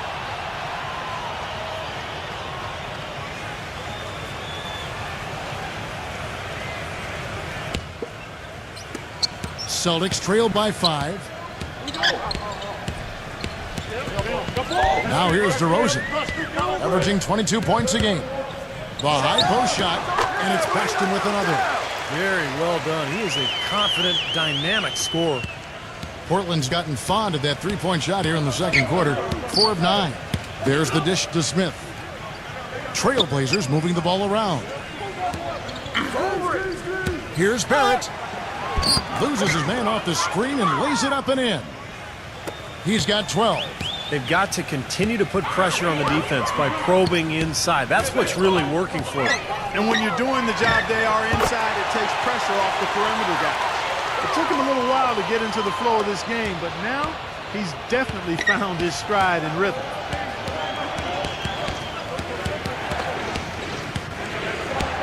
The feed to Carter. He passes it to Barrett. Fires the 3. That one falls, coming off Carter's feed. And the Trailblazers lead by 6. In the first, he had trouble hitting with any consistency. But here in the second, he's turned it around. Number 30. And again, Boston with the triple. Incredible. Only took them a few seconds to answer the 3-ball with one of their own. Let's keep this thing going, guys. I love seeing a three-point battle like this. Ball. And again, it's the Trailblazers from deep. There is no way a player like him can be left wide open like that. Did you pay attention to the scouting report? Throwing the jam by DeRozan. Always some entertainment value when you go with the windmill jam. Yeah, rim shaker and Steve a wrist breaker. Outrageous, man. Barrett the pass to Smith. Misses off the left iron. Well, he's been trying to add that mid-range shot to his arsenal, but it still isn't there.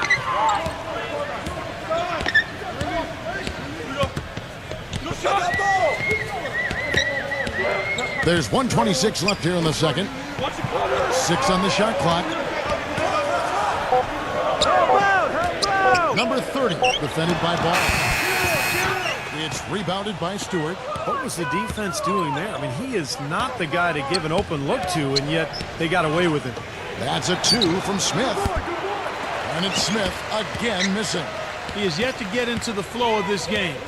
His teammates have done their part, but they need him to pick his game up. Suggs drills the three-pointer. 12 points for him. That was simply a defensive breakdown there, Kevin. He was all alone for that shot. It was a warm-up jumper. Carter outside. Again, the miss by the Trailblazers. Here's DeRozan, and again, it's Boston converting. He's just been the man since the start of this quarter. I mean, just a tremendous period of basketball for him. 8-second difference between the shot clock and the game clock. And it's Carter again missing. Well-contested shot, and they did an excellent job of not fouling the shooter. Defense is about effort and commitment and discipline. He's a good defender because of those things. DeRozan gets a screen from Clark. Number 30. A three-pointer, no good. Here's Barrett. Oh, drew the foul and almost hit the three-point bucket. But he'll go to the line to shoot 3. Contact on that three-point attempt, and he'll go to the line. You know, you got to be careful beyond the arc as a defender to not pick up a foul like that. That's a bad foul.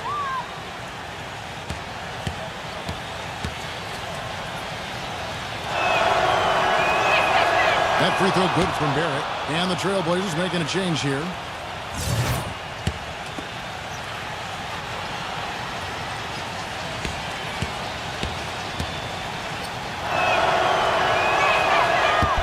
He hits the second from the line.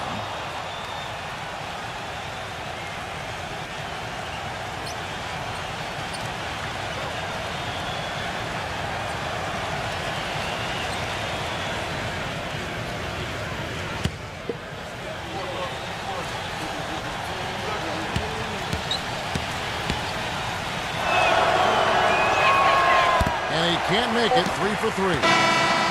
And the first half ends in a close one. It's the Trailblazers. They're up by 1. Well, folks, stay tuned for the halftime show at Damon Bruce for all the highlights from our first half. And now, brought to you by Sprint. And welcome to halftime, everyone. Great one underway in Boston. We've seen the Trailblazers slugging it out. You look at the offensive rebounds, they're creating second opportunities, and that's a key to winning. On the other side, the Celtics looking pretty solid as well. They're an up-tempo team, and the ponies are running. The advantage in fast break points is obvious. No surprise here. A productive first half.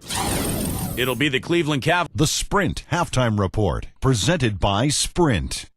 And the lights of downtown Boston, the scene as we welcome you back. An exceptional performance from Barrett. Wow, the threes have just been dropping for him. Absolute dead-eye shooting in that first half. Could not have been a more productive day for him from long range. All fueled up and ready to go. Let's reset the lineups courtesy of Gatorade for the second half of basketball. On the court right now for the Celtics. The Celtics working the ball around now. Number 30. From outside, off the mark. McCollum passes to Barrett. Smith with a screen on DeRozan. Into Smith. And it's blocked by Clark. DeRozan with it. Here's Fultz. And it's Portland with the rebound. McCollum's got his third rebound on the night. And another shot. And it's going to be 2 free throws. Drew contact on the shot. The Celtics shooting their 7th and 8th free throw attempts for the game right here. And as a team, they're shooting about 75% on the year. Guys, we haven't seen the type of numbers out of them at the line that we'd come to expect, especially after last season.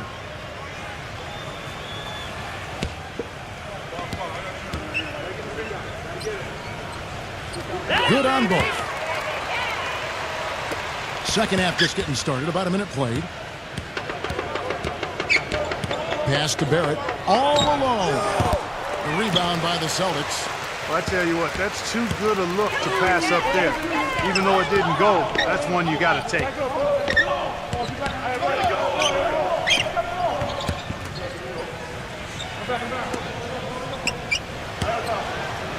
Shot clock at 5. Shoots from 14. That is good. He's got 12. I don't know of too many other players, Kevin, who have his level of concentration offensively. He just seems to have that singular focus you need as a shooter that, even if a defender's all over you, you still just lock in and let it go. And something else he does is he's great off the dribble. He can take it to the rack or pull up. So as a defender, you don't know how to play it. 1 for 4 from the field since halftime. They're having a tough time getting it going here. And so he earns a trip to the line. Officials saw the contact, and he'll shoot 2. Looking at the game for DeRozan, he's got 10 points, and when it comes to rebounding, he's had a nice night there, too. Yeah, he's really been mixing it up in the middle, getting in there and doing a lot of the dirty work for them. And the first one drops.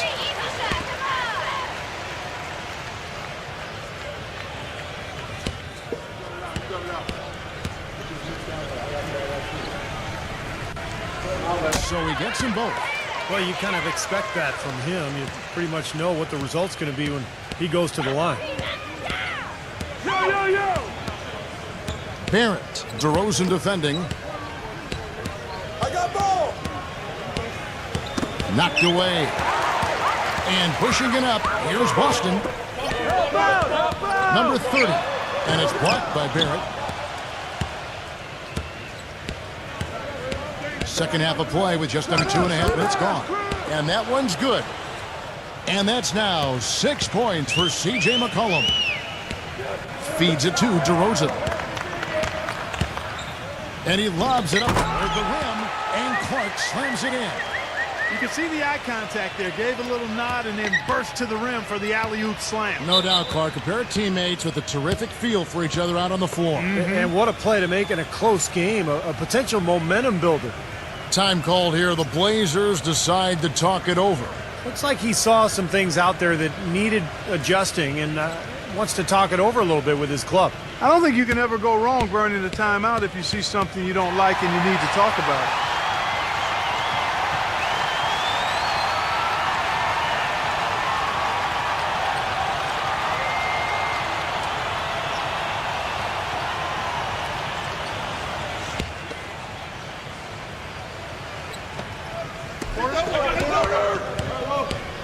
Barrett, DeRozan defending.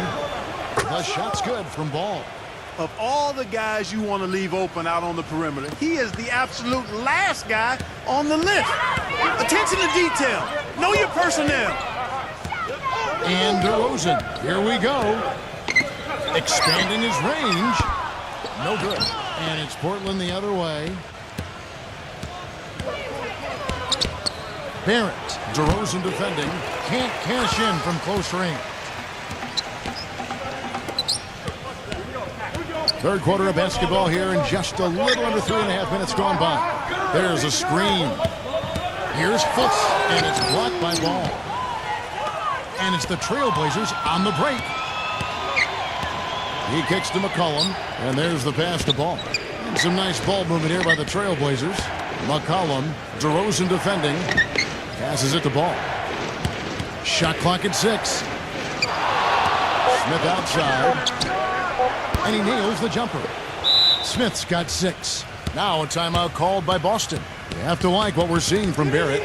He's in one heck of a groove with the scoring. They're going to talk it over and try to figure out how to slow him down. Here's where Boston sits right now, Kevin, in the current league rankings. 11th in blocks, 19th in steals, and free throw shooting, not pretty at all. Bottom third of the league. A number of players really struggled at the line. The Celtics have gone just 25% from the field here in the second half. They're 2 of 8.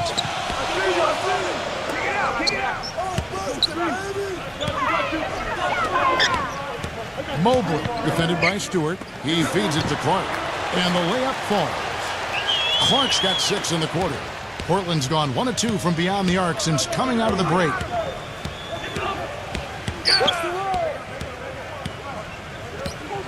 Barrett the pass to Ball.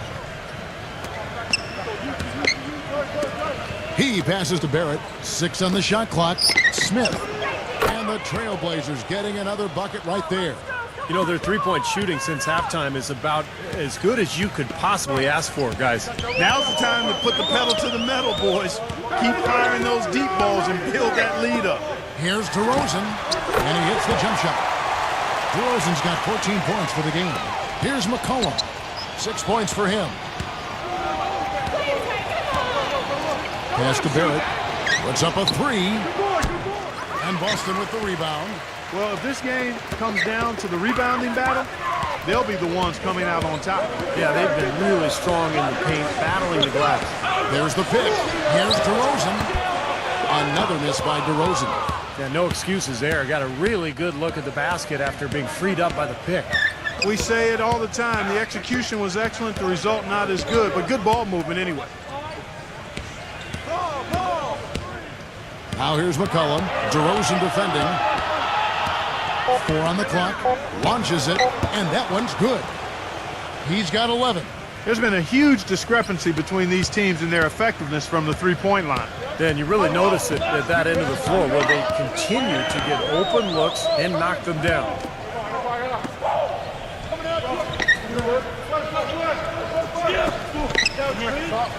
Here's Fultz. Kept alive by Boston.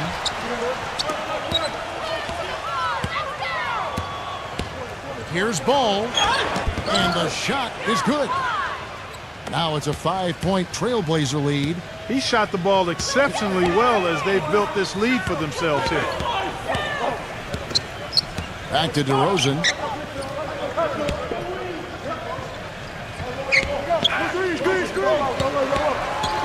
Fultz defended by Ball. He dishes it to Clark. Puts up a 3. Another miss by DeRozan. Trailblazers leading by 5. And here's McCollum. 6 points for him. Stewart passes to Barrett. Foul call that time on the way up. That'll give him 2 chances at the free throw line here. A lot of time, games are decided at the line. So let's check out the NBA leaders in that category. And you look at DeRozan, one of the league's best, 3rd in free throw percentage. He's not going to miss many foul shots, that's for sure. That's a very impressive part of his game.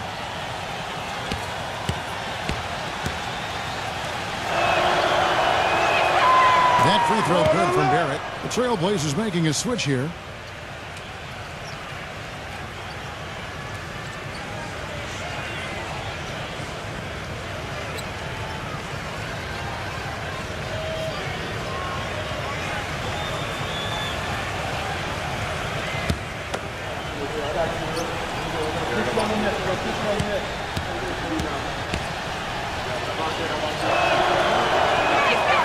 And so he hits both.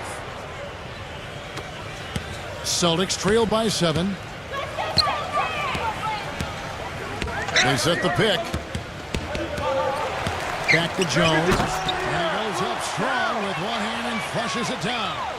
I like that they're taking it inside and taking advantage of each opportunity, Clark, to chip away at the deficit. Yeah, and doing it with the dunk is a major energizer, too. Gets the momentum going. Yeah, and I think the interior defense, as good a job offensively as we saw, the defensive presence was almost non-existent. They may see this lead disappear if they continue to give up those easy points. Pass to Porter. Dishes it to Morris. Jones trying to get open. And that one is hammered home. Carving out some space and eating a little glass at the offensive end while he's doing it. You got it with a ferocious follow. Yeah, but just another day at the office for him. That's what he does. And Anthony gets it to go. That's a weapon they've been allowed to use at will today, Steve. I'll say the defense has been ineffective trying to run shooters off that three-point line. 1:46 left in the third quarter. Nice ball movement by Boston. Down to 5 on the shot clock. Kicks it to Morris. The three. Offensive rebound, Celtics. There's another opportunity, and everything's going right for these guys.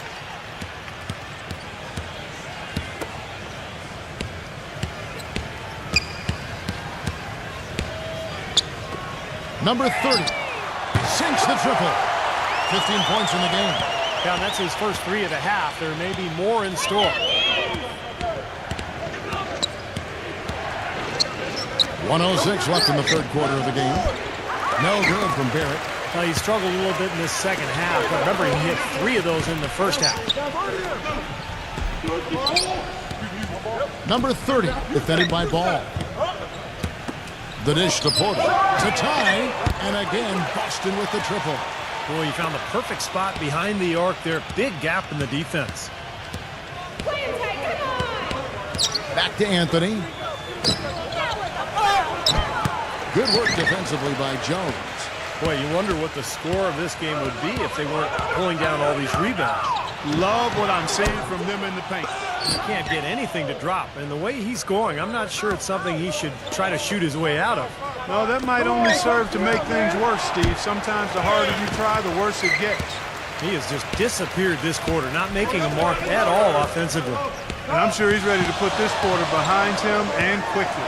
Stupendous rush to the rim and a mighty slam on the end of it. But through the teeth of some pretty soft D, I can't help but say that. Well, let's see how that impacts things here. Because those kinds of plays sometimes can be game changers on both sides. 3 quarters of play and a...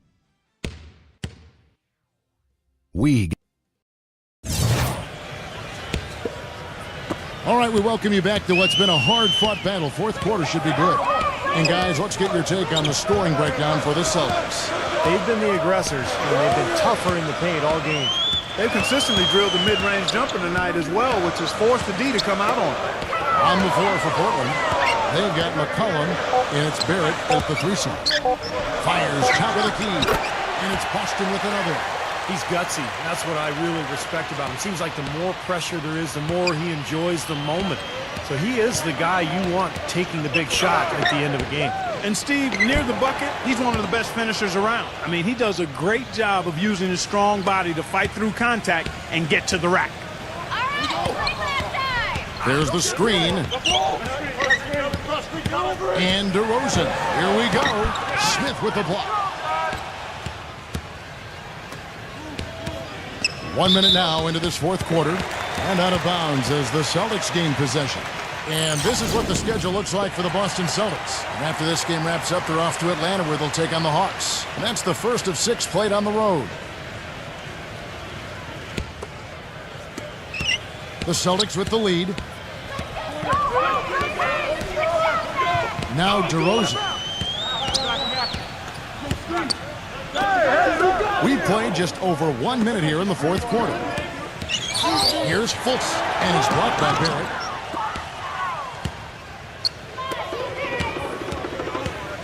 The feed to McCollum. Inside, Ball. And yes, sir, that one drops. And this game is tied up now. He is feeling it. A terrific percentage from the field. And the pass to Clark.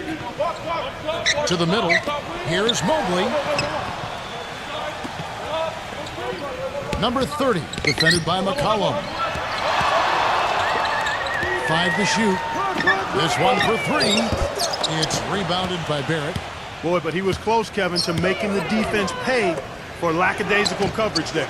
Yeah, he had a really good look. I mean, he'll knock that down more often than not. Stewart's checked in for the Trailblazers.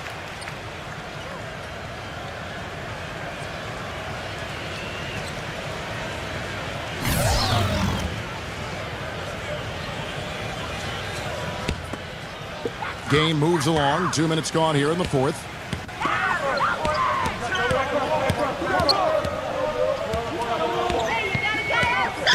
Fultz covered by Anthony. Boston again missing. Trailblazers have gone 2 of 3 from the field to get the fourth quarter started.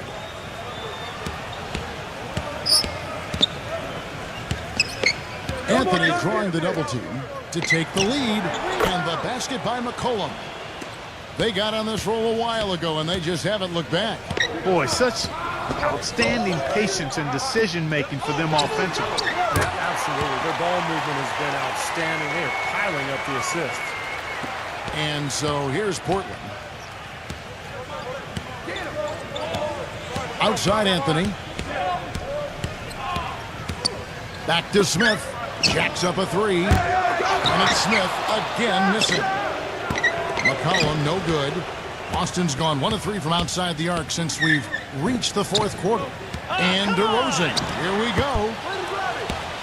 And that's out of bounds. Boston will retain possession. And now we'll look at the upcoming schedule for the Portland Trailblazers. After this one, they're off to Philadelphia to take on the 76ers. And that will be the 5th game of this 6-game road trip.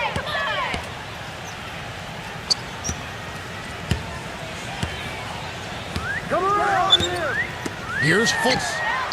Well, he had it going in the first half, but now he's starting to falter. Off target from 3-point range. McCollum dishes to Anthony. Lamb. Feeds it to Smith. Fires for 3. The Trailblazers rebound. Hangs in the air. It's good, and he drew contact on the shot, so he will go to the line. A 3-point play chance here. And let's take a moment, guys, to get your take on the scoring so far for the Trailblazers. You know, one of the big stories has been the 3-ball. It's been a key part of their offense throughout the game. Now, their passing also continues to be outstanding, Clark. In the second half, we're really seeing a good, efficient offense as a result of that ball movement. Here's DeRozan. From 11 feet away. And a foul on the shot. He'll go to the stripe for 2. Boy, perfect half at the free throw line for him. That'll help their comeback effort for real. Yeah, that's keeping them close. It's going to take a full effort here in the second half, but they've got to continue to knock down these free throws. Come on, you can hit this. That free throw, no good.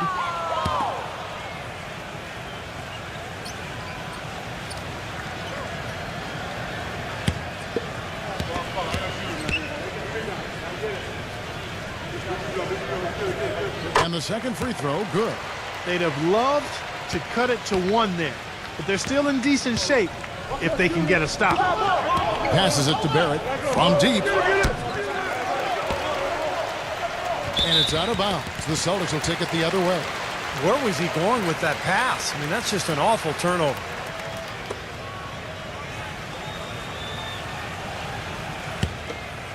Here's DeRozan.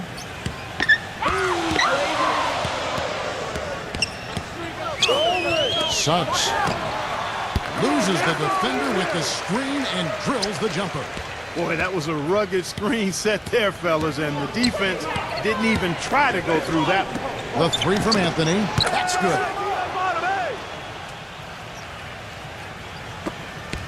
Celtics trail by 3. Now a timeout called by Boston. You know, he wants to tinker a little bit, and he's taking the time to do so right here. Yeah, I think you're right. He just didn't like some of the things he saw out there, a bit uncomfortable, and wanted to talk it over. Doris Burke has some information for us. Doris?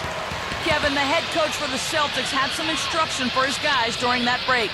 He said, guys, this is the kind of game we're capable of playing when we put our minds to it. I knew we had it in us, just like I know we're going to come out on top. Let's finish this thing. Guys?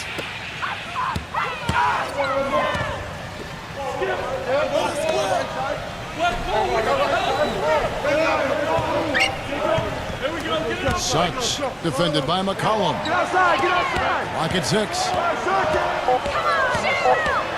Here's Fultz. No good. Now the Trailblazers take it the other way.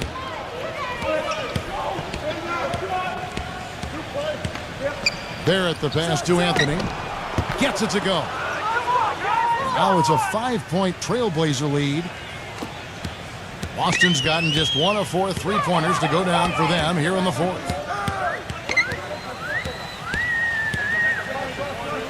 Suggs knocks down the three ball. 20 points for him. Second three-pointer of the half, fourth overall. So he's having a nice game from outside. Doubled by Clark. Smith the pass to Barrett. Yes, and it's Smith with the assist that time. And the Trailblazers lead by 5. And it looks to me like he still has some of the shooting touch that he displayed in the first. Suggs. Offensive rebound. Clark. Gets to the rim for 2 with the D all over him. Trailblazers leading by 3. Outside Anthony. Smith sets the pick for Anthony. He kicks it to Smith.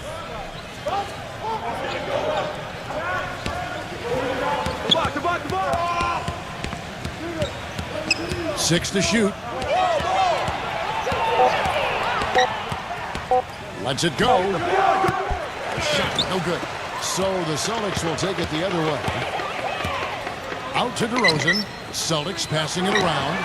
The score now all even. What are they thinking leaving him with all that space out there? Do they not know? Have they not heard that this guy is unbelievable? That's a layup for him.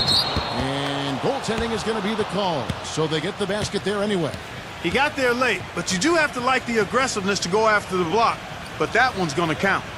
That whistle got a big response from this crowd, and it is not a favorable one, let's say. I'll tell you what, the fans can't believe that they made that call.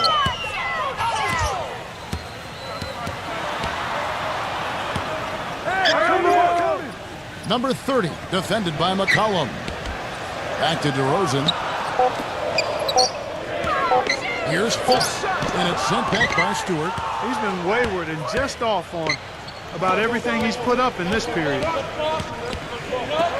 Outside Anthony. He passes to Stewart. Back to Anthony.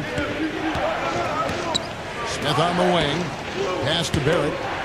He feeds it to Anthony. The three. No good from Barrett. Looks like he's just trying to shoot his way out of this cold spell, but I don't know about that shot attempt. Number 30.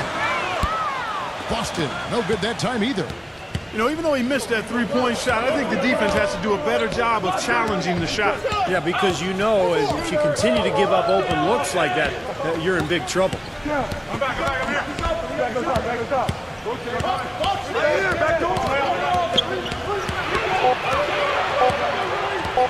Here's Barrett. DeRozan with the rebound. DeRozan's got his 4th rebound with that last one here tonight. 1:46 left in the game. And he converts the layup. DeRozan's got 5 points in the quarter. Took advantage of some shoddy defense there. They've got to at least get a finger on it. Now a timeout called by Portland. The score knotted at 94. 1:43 left to play in the final quarter.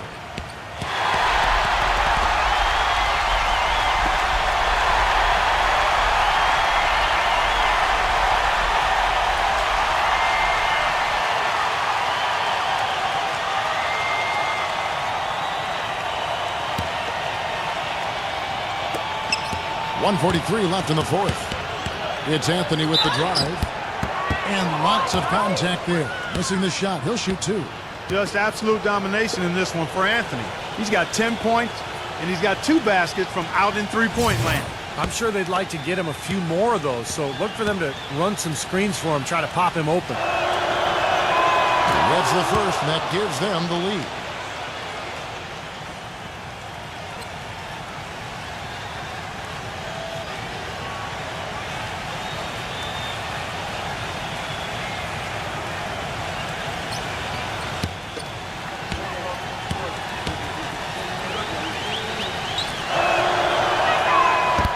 So he gets them both, and it's a 2-point ball game. Nicely done. Without much separating these teams, that's when you have to make good at the line. Time called here. The Celtics decide to talk it over. They're behind by 2.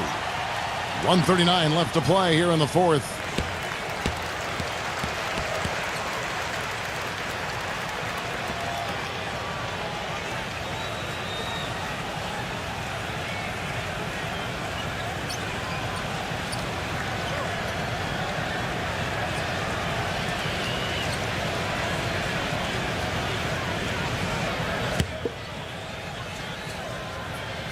1:39 left here in the fourth quarter.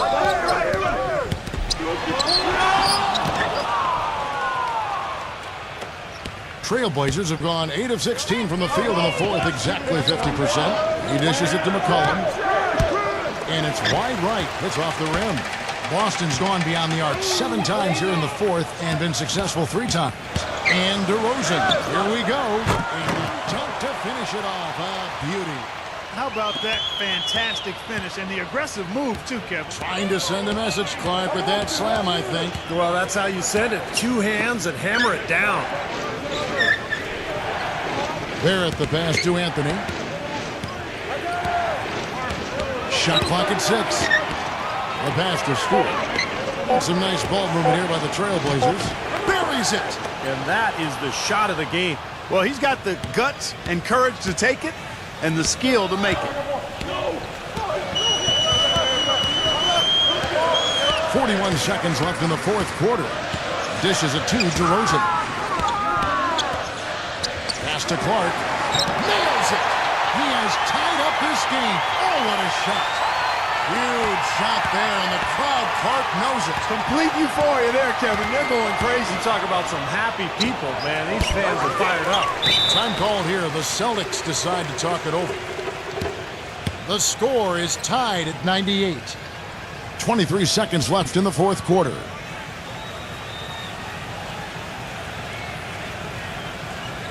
The Trailblazers making a switch here.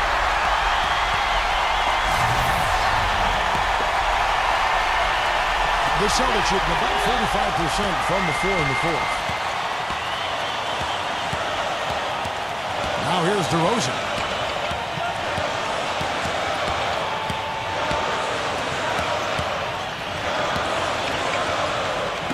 Here's Fultz. It's in! They found the open man on the perimeter and got the ball to him.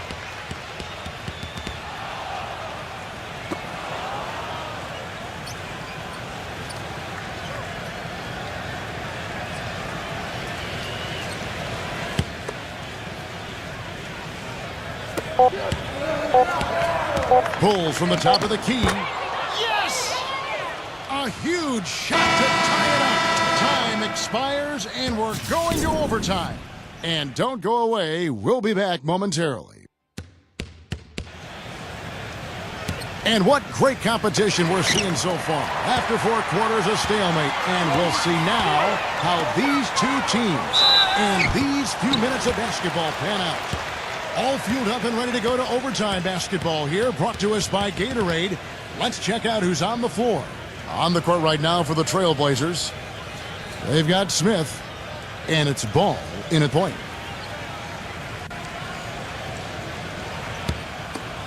You got it, baby! Yeah! He misses the free throw. Next one.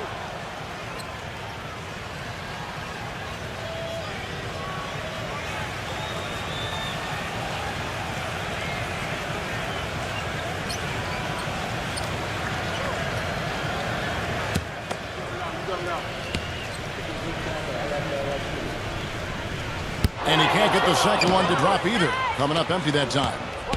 Lets the 3 fly. The shot will not go. Now Boston takes it the other way. Wide open look. Offensive rebound. And boy, that looked like goaltending. Yes, it is. And so they will award the basket there. He almost got to that shot in time, but not quite. You can't touch the ball once it's on the way down.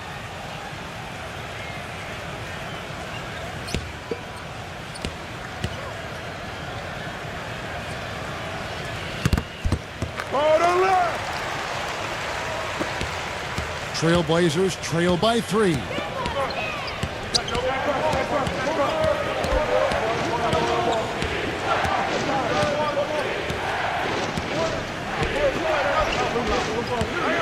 Kicks it to McCollum. No one near him. And he overshot that one, missing. Celtics shooting 49% on the game. They'll take that.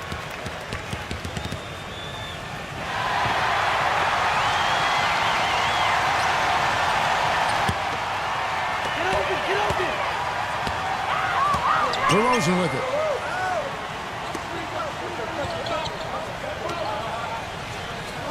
DeRozan gets a screen from Clark. Clock at 6. Almost, but it rolls out. Boy, there was no hand in his face right there. I thought for sure he was going to knock that down. The dish to McCollum. Smith sets the pick for McCollum. For 3. That's good. The defenders need to talk to each other. The communication lacking there on that three-pointer. Clark, one thing we've seen from these guys is excellent ball movement. And you love to see that, Kevin. I mean, I love watching unselfish play, and I know Steve enjoys that too. Yeah, that's the best part of the game. I mean, a five-man team game where the ball moves. There's so much unselfish play. It's beautiful to watch. Number 30. And right away, they match it with a three-pointer of their own. He's got 20. Talk about doing a Rip Van Winkle on defense. Come on, guys, wake up. Why are they leaving him open at the three-point line? Come on. The shot's good from Barrett. And the Celtics with possession here.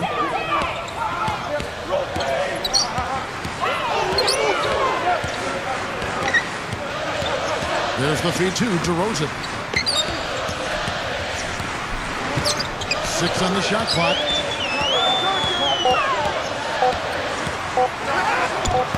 Some solid defense from Barrett. Usually if he gets to the rim, he's converting it into points. But the defense stood tall there. And there's the whistle. Fouled hard on the shot. He'll go to the line.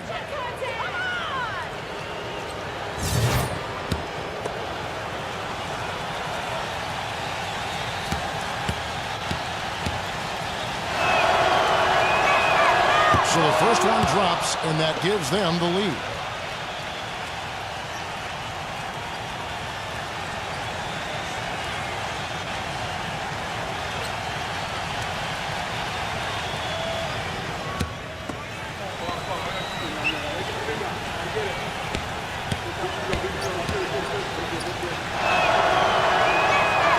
And so he drops them both. It's a two-point ball game.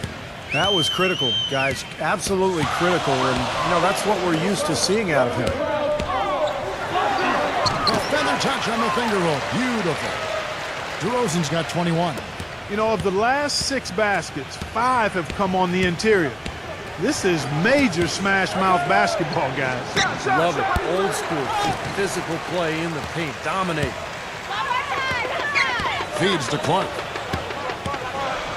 Here's Mobley. Count that one. And the Celtics lead by 2. They've been so efficient in the paint in this game. That's an area they've totally dominated.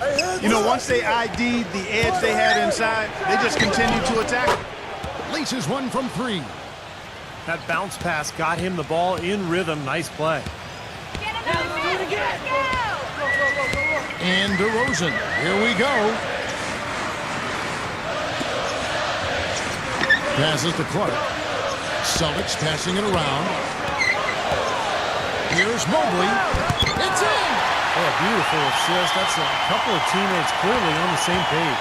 The Trailblazers shooting at 44%. Pretty reasonable. Ball to pass to McCollum. Get the perimeter! That's all you. Pass to Stewart. He kicks it to Smith.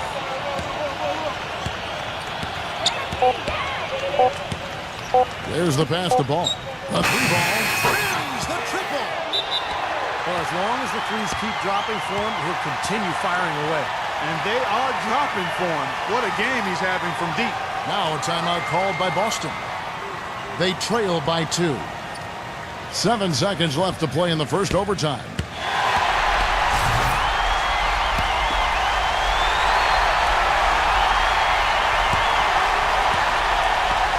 And it's going to be out of bounds. The Trailblazers will take it. That's a poor possession. You just give away the ball with a sloppy pass.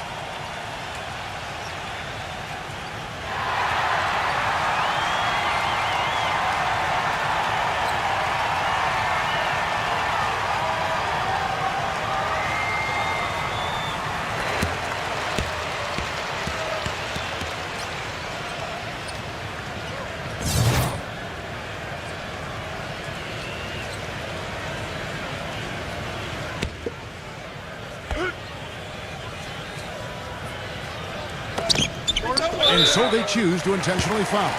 Yeah, no question the right call at this point. You can't let them just dribble it out. That's right. I mean, you've got to send them to the line and hope for a few misses.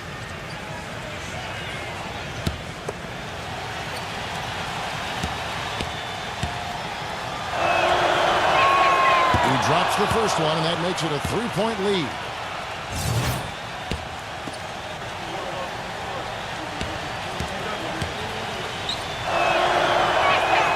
Second one is good. Hitting both at the line, and it's a 4-point ball game. No mistakes there. I think you can close the book on this one, guys. It's done. Number 30. And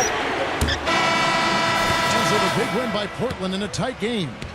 You know, Clark, they couldn't put him away in regulation, but after a superb performance in overtime, they managed to get the job done. Yeah, just an amazing game, but they pulled away at the end. And now for Clark Kellogg, Steve Kerr, and Doris Burke, this is Kevin Harlan thanking you for joining us tonight in our presentation of NBA on 2K Sports. Now our Jordan Player of the Game.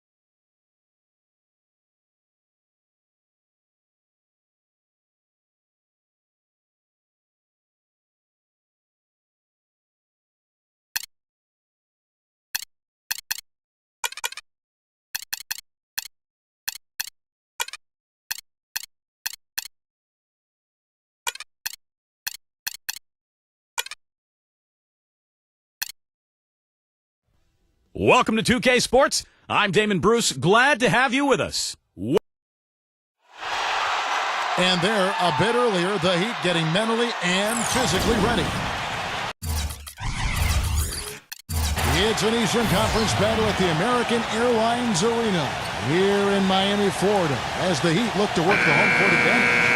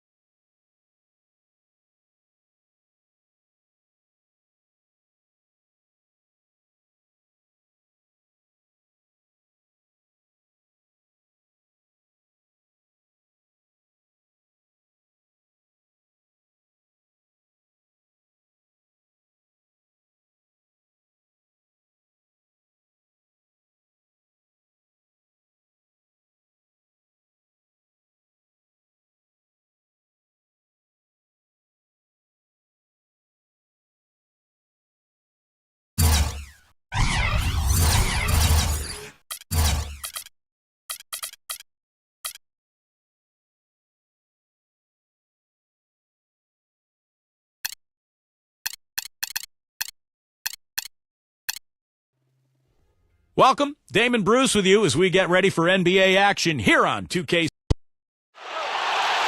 And the players getting themselves into game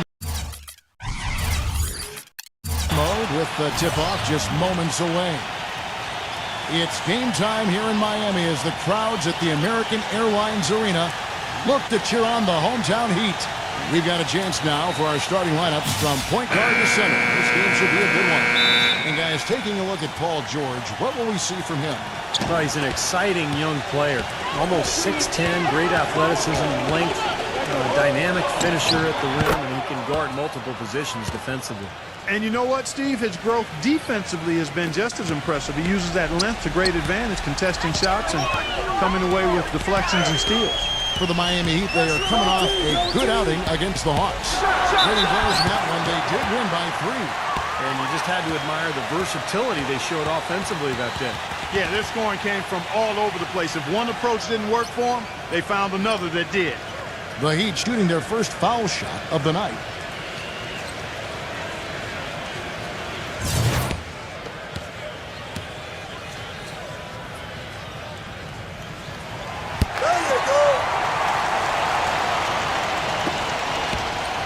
And for the Cleveland Cavaliers, they come in off a good outing against the Boston Celtics. And it was so important for their bench to come in and play well in that game. I thought that was critical to the victory. Well, they got contributions up and down the roster, and that's what you need. Everybody who stepped on the floor contributed. Miami with the ball. Paul George unable to get his shot to go. Leonard attacking. Here's Brunson. No good from outside. And here are the Cavaliers now. Last time they met in Cleveland. Yeah, it was tough to see that one coming, really, because I thought that was a game they were going to win. The final score really caught a lot of people off guard. Yeah, but I think they really tightened up at the end, Steve. I think they were trying too hard to avoid the upset instead of focusing on going after the win.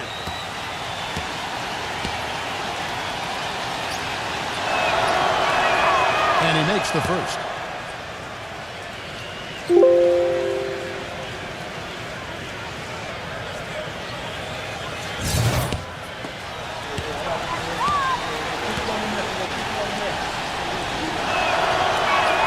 hits both from the stripe. About a minute played so far here in the first.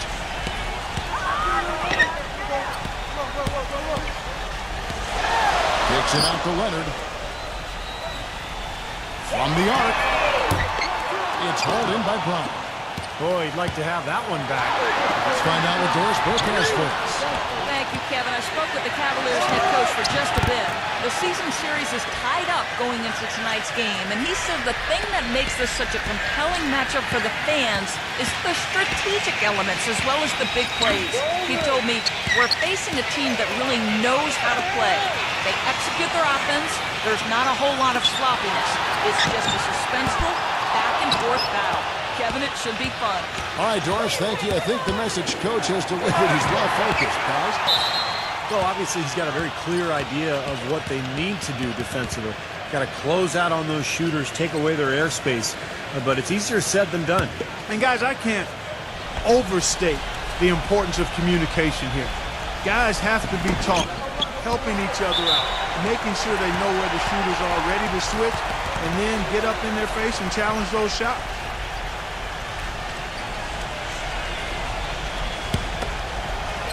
We're just about 2 minutes into the first quarter. Leonard, the pass to Green. Here's Caldwell Pope, defended by Lamb. Leonard on the wing. The three. Again, the miss by the Heat.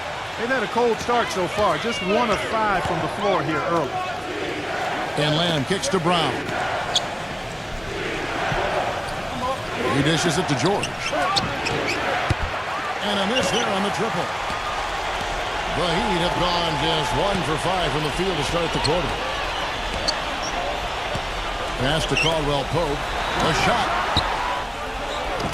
The Cavaliers pull it in. The defense needs to play tight on him, and that's exactly what they did to force that miss. Well done. You know, even though he doesn't really have the long-range ability on a consistent level, he can knock down some open ones. Guys, they're looking for a way to score here. Yeah, they've had a tough time getting the lid off the basket so far.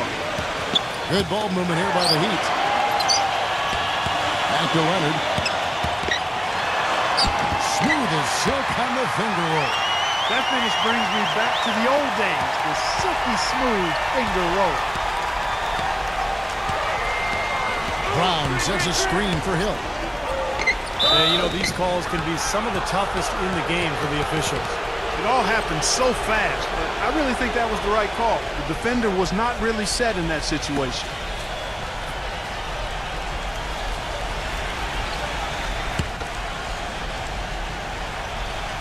Just under 3.5 minutes gone here in the first quarter. The Heat trail by 5. Leonard attacking. That's blocked.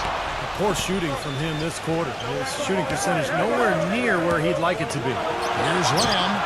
Bangs home the trifecta. Lamb's got 5 now. Well, you can't leave him alone, especially from long range. Brunson, he's guarded by Hill. Feeds it to Leonard.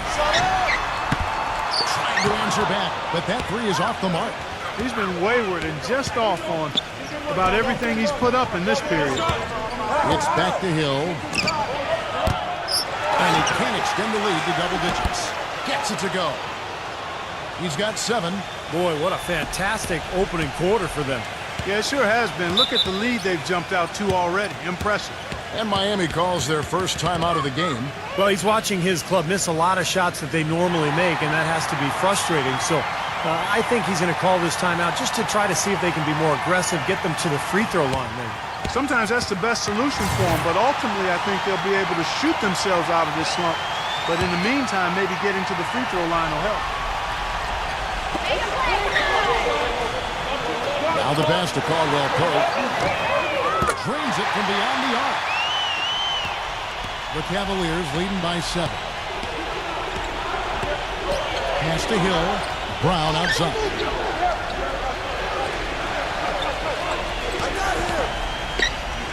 The dish to Lamb. 6 to shoot. 3-pointer. Can't get it to go. And it's Miami the other way. Leonard off the pick from Green. Wide open. It's rebounded by Cleveland. An easy look there, but he misses those once and twice. Tell you what, he's going to put that one in his scrapbook. Absolutely insane with that dunk. Well, now they're starting to rub it in, aren't they? Have build up a lead, and here we go, folks. It's showtime. And why not? I mean, the more plays they make like that, the more they'll have these guys on the ropes. And he's the type of player who, when he gets it going, is almost impossible to cool down. Coaches will call a timeout sometimes just to take away some of the momentum that he provides for that club. And he is also so good at getting his hands on the ball without fouling when an opposing player is on his way to the hoop. That's a real knack. Excellent hand-eye coordination makes that possible for him. Well, you kind of expect that from him. You pretty much know what the result's going to be when he goes to the line. Number 44, headed by Green. George dishes to Brown. Lamb fires from deep. No good. Really good performance so far on the boards for this club. Boy, I like the way they've done a great job carving out space under the basket when the shots have gone up. He almost got to that shot in time, but not quite. You can't touch the ball once it's on the way down. The Cavaliers making a switch here.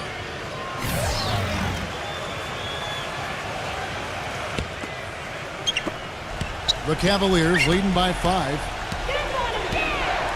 Outside, George. It's back to Hill. Kicks to George. Pass to Bogdanovich. Once again off the mark by Cleveland. Got a good look, though. I thought that was going to go down.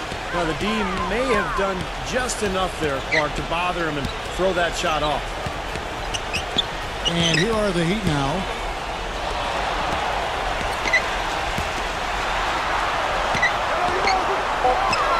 Brunson, he's guarded by Hill. And they force the shot clock violation. Great team. In a tough league like the NBA, here's where Miami sits right now in the league ranking. second in fewest turnovers per game, third in steals, and they're the third-ranked team in free throw percentage. A number of players on that team are very comfortable and capable at the foul line. And Clark, you know, when you commit so few turnovers, it's key because you become a much better offensive team. You're constantly getting looks at the basket, and your defense isn't vulnerable either because you're able to get back in transition so much easier. He kicks it to George. The feed now to Brown. And so he draws the foul on the shot. A trip to the line to shoot two. The Cavaliers shooting their third and fourth free throw attempts of the game.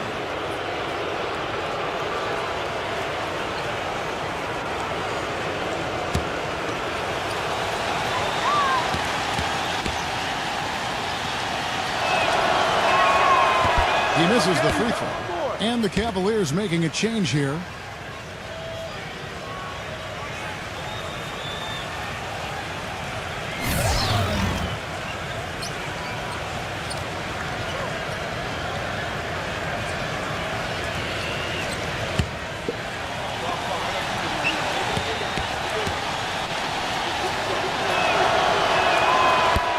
The second one to drop either. Coming up empty that time. The Heat trail by 5. Outside Rondo. Green. None. And again, Miami with the triple. Boy, that was a rugged screen set there, fellas, and the defense didn't even try to go through that one.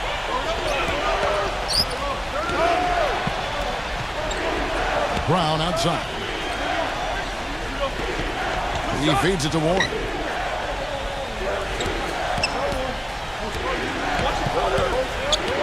Cleveland needs to get a shot off here. They need this one. Whoops, there's the 24-second shot clock violation, so they'll turn it over. With a break in the action, let's go to the 2K leaderboard. These squads have been lights out this month. The Cavaliers, number 1. You know what, Kevin, as a team, they've been getting great results offensively. I mean, they seem to always get the ball to the right guy at the right time in the right position. And the Cavaliers making a change here.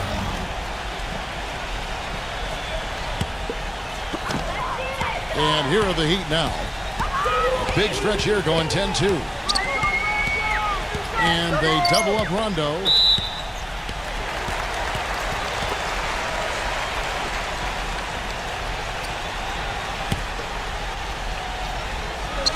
Cavaliers on D.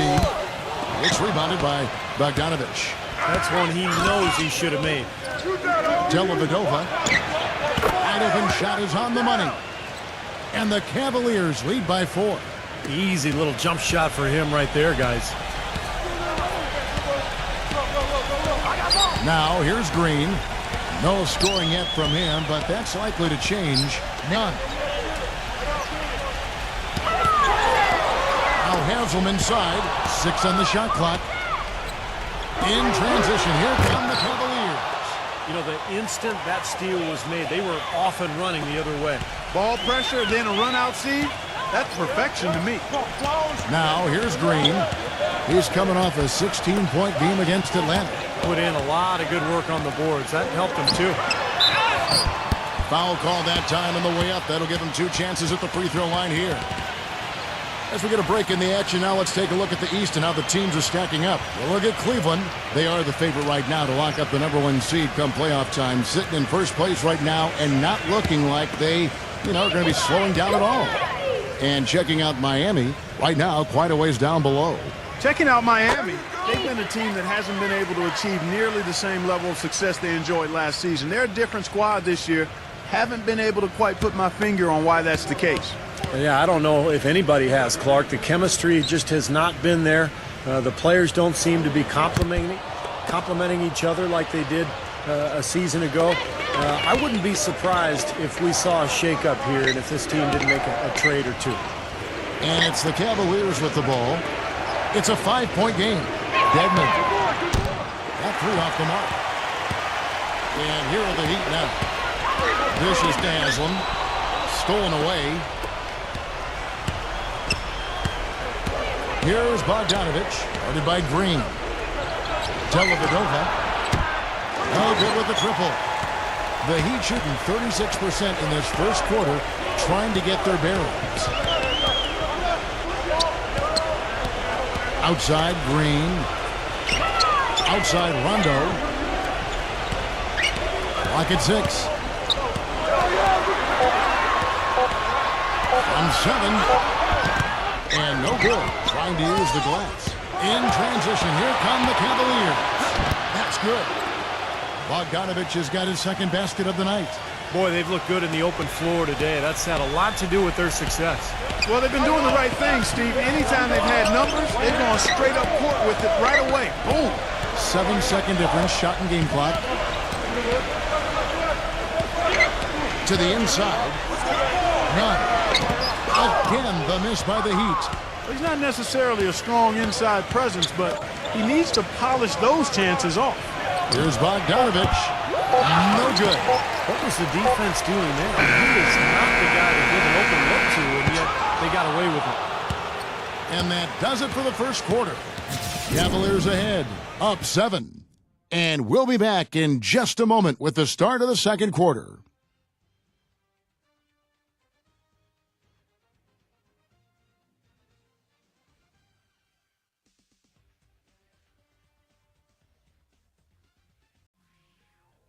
Coming up next Tuesday, March 14th, the Denver Nuggets go up against the Toronto Raptors. Be there. Now the second quarter getting ready to start up. And taking a look at the Cavaliers' performance here. Clark, Steve, what have they been doing or not doing? And I thought the defense was key here for this club. They really tightened up and made it difficult on their opponent. How about the help on the drives and rotations? I mean, they've really been in sync as a unit. All fueled up and ready to go. Let's reset the lineups courtesy of Gatorade as the second quarter gets going. On the court for Cleveland. That was some skill there. Nice use of the bounce pass. The Heat trail by 6. Rondo passes to Green. Back to Rondo. None. Fires for 3. And the Heat, another 3. It took him a little while to get into the flow of this game, but now he's definitely found his stride and rhythm. He dishes it to Warren. And right away, they match it with a three-pointer of their own. And the Cavaliers lead by 6. Miami's gotten both of their three-point attempts to go down here in the second quarter. Passes it to Green. Outside Rondo. The kick out to Hill. That's good, coming on the assist by Rajon Rondo. Hill's got his first bucket of the game, and he's on the board for 3. Timeout is called, first of the game for the Cavaliers. He did not look too happy about some of the things he saw on the court, so I would expect some changes here. I think it's the right move, quite honestly. I mean, they just didn't look sharp or at their best out there, so take the timeout and give yourself a chance to regroup. A chance here, Kevin, to see where the Cavaliers currently rank in the NBA. Second in rebounding, third in scoring. And they also show up in the top 5 in not giving up the ball. This is a low turnover team. They value possessions, and they really concentrate on taking care of the rock. Yeah, I agree with you there, Clark. And what jumps out to me is the rebounding, because when you can rebound the basketball as a team, you can stay in every game. Even if you're not shooting the ball well, you rebound, you get extra possessions, and you allow your team the ability to make a comeback. Bogdanovich cannot hit. And Miami the other way now. We're now about 2 minutes into the second quarter. Green with the ball. He's been patient so far, nothing yet on the scoreboard. This one for 3. The Heat rebound. The Cavaliers leading by 3. Feeds to Warren. Oh, took the contact and tried to throw it down over the top, but instead he'll shoot free throws. And saved a likely dunk there. Yeah, very smart foul under the circumstances. You can't allow him to just throw it down on him. That free throw good from Warren. And the Cavaliers making a change here.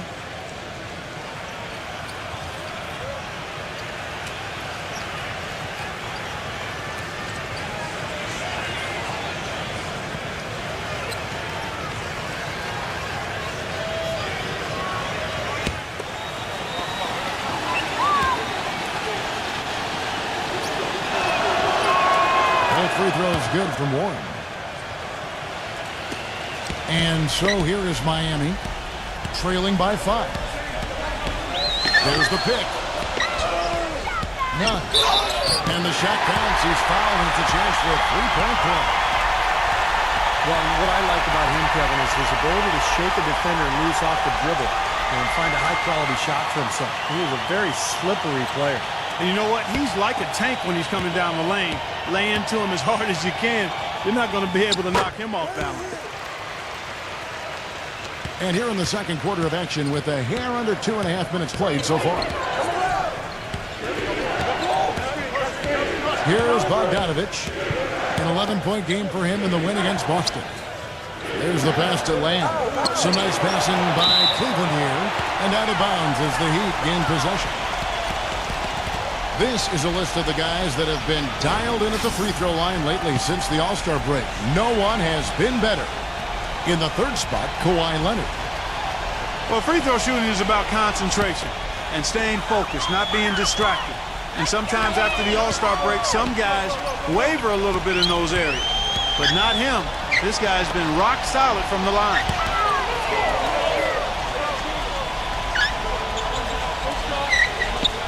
Shot clock at 6. Can't tie it up as that one's no good. You know, typically, guys, he has the body control to finish when he's in that tight. I'm not sure what happened there. Pass to Bogdanovich. There's the dish to Lamb. And you can count it. He'll go to the line with a chance to make it 3. First trip to the free throw line for him tonight. Cavaliers making a switch here. And Lamb, no good on that one. The Heat trail by 4. Leonard off the pick from Soto. Good. And it's 6 points for Kawhi Leonard. They started the game off tortoise-like, but their offense coming to life. Tortoise-like. Wow, play.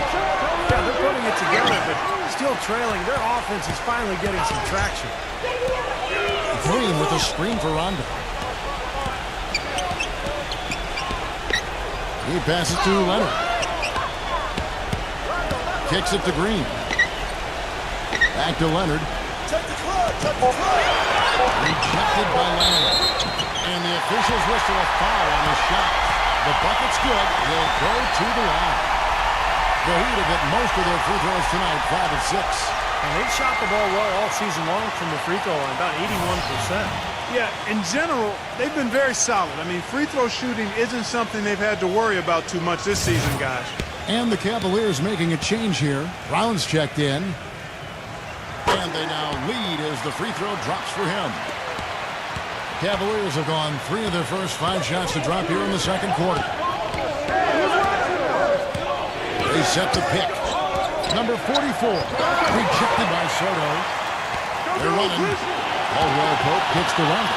Passes it to Soto. Green. Releases. And Caldwell Pope gets the basket. Caldwell Pope's got his 3rd basket of the night. Well, here in the second, not as listless. They're showing some signs of life offensively. Well, great sign because after that poor first quarter, now they're playing better offensively and they have the lead. That's a second personal foul. If he gets another, it probably puts him on the bench for the rest of the first half. And guys, let's get your take on the scoring breakdown so far for the Heat.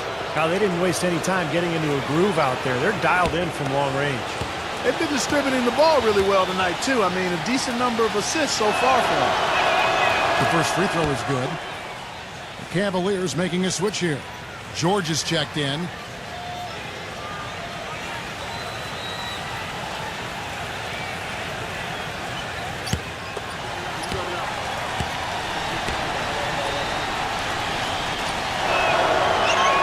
That's also good, so he hits both free throws. The Heat with the lead. Outside Rondo.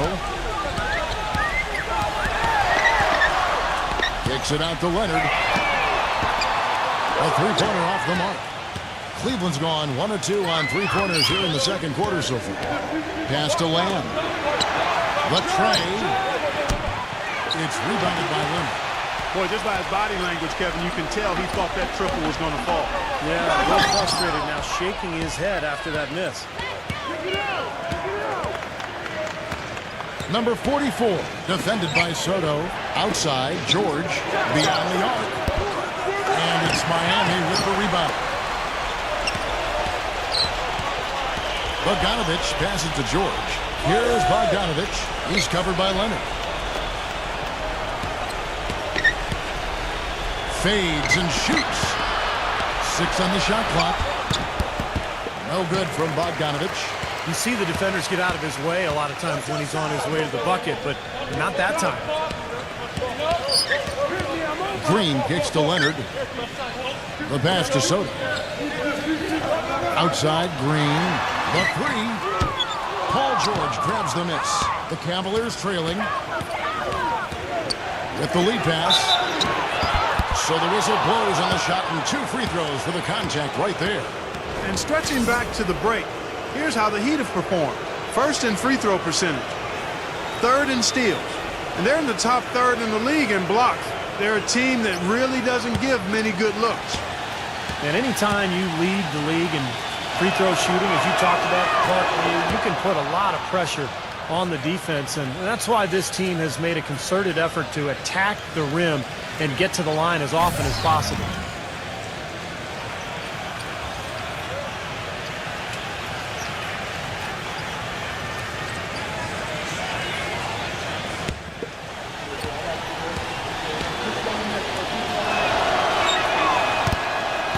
Hits one, then misses the second attempt from the free throw line. They should be in front right now, but he'll be relieved not to have come up totally empty there. Pass to Caldwell Pope. And again, it's the Heat missing. Cavaliers have gone just 33% from the field in what's been a cold second quarter for them. Just 3 of 9. And George, here we go. They now take the lead. And the Cavaliers lead by 2. Brought back the finger roll. That's a nice finesse move to pull off with the defense all over. Now here's Leonard, defended by Lamb. Misses and the dry spell continues. The Cavaliers have gone 4 of 10 in the second quarter from the field. George, he's covered by Leonard. Cleveland moving it around.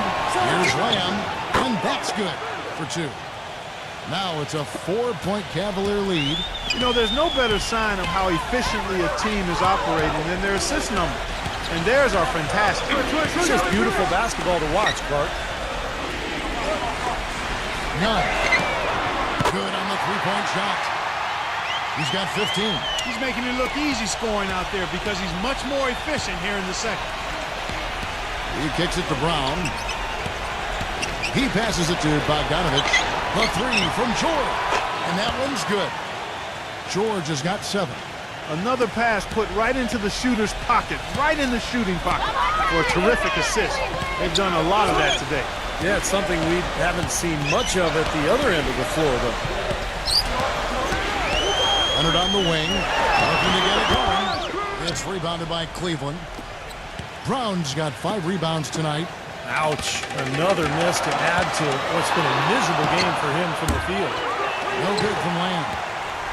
He hit a 3 in the first, but so far has been unable to capitalize here in this quarter.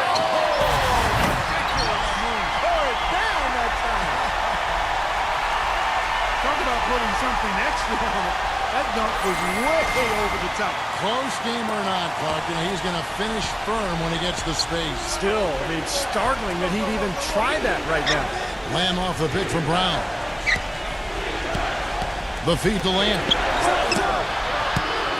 And it's off the back rim, no good. Miami's gone 4-7 on 3-point shots in the second quarter. 1:15 left in the first half of the game. He feeds it to Leonard. Lets it go from the wing. A second chance effort. Antetokounmpo. And he hits it to tie the game up. Antetokounmpo's got his first points in this one. And the Cavaliers call time here.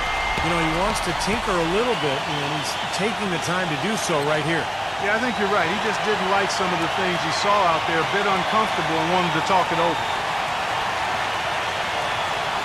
Having an efficient three-point attack, very tough to defend. Let's see some of the best. In fourth, the Heat. You know, some teams live and die by the three, but it's important to be able to utilize the three-point shot. It's a great weapon in the game of basketball, and this coach is giving this team freedom to look at the three-pointers on a regular basis, and they're pretty good at it.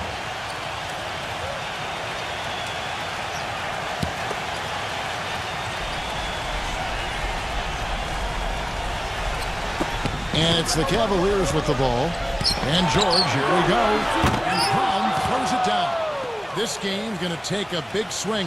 Clark, if the D continues to clear out like that and give up easy dunks. Yeah, that's the kind of defense we expect to see in a blowout, Kevin, or even an exhibition game, not a close game like this. And how frustrated Steve is over I just, you know what, come on, I just like that he didn't choose to just lay it up there. I mean, he threw it down with force. Hill dishes the lane. Brown. It's Hill on the wing. Drills it from outside. Hill's got 6. Now they're not showing too much respect for him defensively, are they? It's a 4-second differential between the shot clock and game clock. None. The putback. Great positioning on the putback. You know, not only is the game neck and tight, but the rebounding battle is too. Extremely close on the board. Yeah, both teams have really put in a terrific effort down low. Dishes at the land. Feeds to George. With 1 on the clock, he hits the back iron and sinks the shot. He's got 11. He's so reliable. And, you know, his offense seems to be consistently there for this team. And a tight game here as we end the first half. Cavaliers lead by 3. Well, folks, stay tuned for the halftime show with Damon Bruce for all the highlights from our first half. Now, presented by Sprint. Thanks for being with us here on 2K Sports. Every day, the playoff picture is becoming more clear. For the Cavaliers, a closely contested game against the Miami Heat. A nice job of sharing the rock, making plays for one another offensively. Some great work out there by Paul George. At the break, 7 points, and is also sharing the ball, picking up assists as well. And on the other side, Miami's still scrapping. And defensively, they've done a good job grabbing rebounds, limiting second chances. Kawhi Leonard with some valuable contributions. He's got 8 points and has looked very good defensively, playing hard-nosed ball out there. Let's check out what's on tap around the league. The Oklahoma City Thunder will go up against the Suns out in Phoenix. Tip-off is 9 Eastern, 6 Pacific. And another game that's coming up, over at New Orleans Arena, the Pelicans will face up against the Mavericks. Divisional games are always so important for teams. A 7:30 Eastern tip time, looking at action around the NBA. A tightly contested game for the Wizards up against the Atlanta Hawks. Some good action there in the third, and we still got a close ball game. That'll be all for us here at the studios as we head back to the start of the third quarter with Kevin, Steve, Clark, and Doris. Thanks so much for joining me. The Sprint Halftime Report, presented by Sprint. And from high above, a view of downtown Miami and the American Airlines Arena. Welcome back, everyone. They've got Green, who's out there with Kawhi Leonard. And it's Sojo in at the 5, roaming the paint. It's the group in the game for the Heat. Leonard, no luck. The Cavaliers leading by 3. It's back to Hill. And another 3 for Cleveland. The D has gotten a little lax defending the three-point shot at that end. Agreed, Clark. They poured in 3 of the last 5 baskets on pretty open looks behind the arc. Leonard, no luck. He's playing selfishly now, guys. He's just trying to get as many shots up as he can. Doesn't look at all concerned about his teammates. Cleveland moving it around. Leonard brings the double team. Brunson, and the ball's tied up, so we'll have a jump ball. And it's the Cavaliers with the ball. 4 on the clock. Number 44. And that one is hammered home. Wonderfully instinctive play right there. Sense just where that rebound was going, and it becomes an easy 2 for him. Well, Clark, maybe they've had too many easy buckets tonight. Well, that's something that needs to change. I mean, they should not be getting all these easy dunks off offensive putbacks. Here's Leonard. And again, it's the Heat missing. Been a cold spell for them coming out of the half, missing their first 3 shots. A tough start. George sets a screen for Hill. He dishes it to Brown. Outside, George. Kicks it to Land. Back to George. Three-pointer. It's hauled in by the Heat.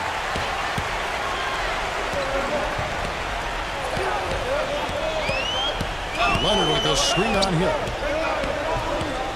Outside Leonard. Jacks up a 3. And that one's good. Leonard's got 11. They didn't get a chance to knock one down in the first.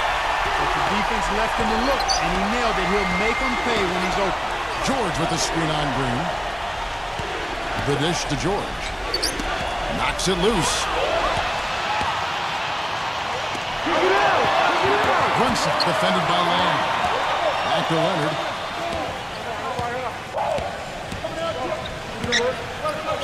Here's Brunson. Leonard. Right side Leonard. And that one goes in as he is fouled. It will be 3 points if he converts at the line. How many times have we seen him do that? Just batter a defense with his ability to explode to the basket. The Heat have made 6 of their 7 attempts at the line in this one. Bogdanovich, he's checked in for Land. Cavaliers leading. Passes to Bogdanovich. He kicks it to George. That doesn't go either for George. If he can improve on what's been a shaky day for him thus far, they could stretch this lead out. Here's Caldwell Pope. 7 points in the game. Here's Brunson. Drills the three-pointer. They got on this a little while ago, and they just haven't looked back. You know, defensively, you cannot forget about him. He gave him a wide open look there. And the Cavaliers call time here. Yeah, he is none too pleased with the play of his club out there, and looks like they need a little time to get things sorted out here. I don't know if any coaches would be too happy if they just saw their team give up a run like this one. Now we get a chance to check out the numbers for Kawhi Leonard. In the back half of the season, he's been nothing short of marvelous. First in free throw shooting, third in scoring, and showing what a good defender he is, and especially his ability to play passing lanes. He ranks among the top 15 in the league in steals per game. Yeah, his focus from the line has been special, and that's one reason, Steve, he's at the top of the list in free throw shooting percentage, because his focus is on target, and he doesn't stray from that. His routine is excellent. Quick look, but off the mark. The Cavaliers have gone 2 of 6 from the field here in the third. Second half here, we're just over 3.5 minutes into it. There's the 3, and the shot is good. 14 points for him. Miami's gone into the three-point range 4 times since halftime and buried 2 of them. Pass to Caldwell Pope. And another basket for Miami. I think he's best as a spot-up shooter. When he can play off of his teammates and find openings on the perimeter, just catch and shoot. Got a quick release, beautiful stroke. He does such a nice job of getting himself squared up and in perfect position before the ball gets there, preparing before the pass. From deep, George, and that is good. George has got 10 points. The Heat trail by 3. And Leonard backs down. Shoots from the line. So he gets the whistle. Contact on the way up, and 2 shots coming up. Looking at the game for Kawhi Leonard, he's got 14 points and a steal. He's just been making one play after another, from one baseline to the other, covering the whole court. Full throttle up and down the court. He has not let up one bit. And he knocks down the first one. And the Cavaliers making a change here.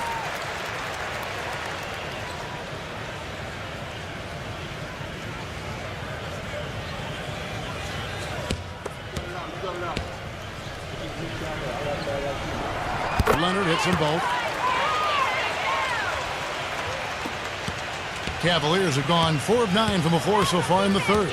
And there's the pass to Bogdanovich. Some nice passing by Cleveland here. 2 open that time. Made it look too easy. 17 points in the game. He's starting to heat up from outside. That's his second this half.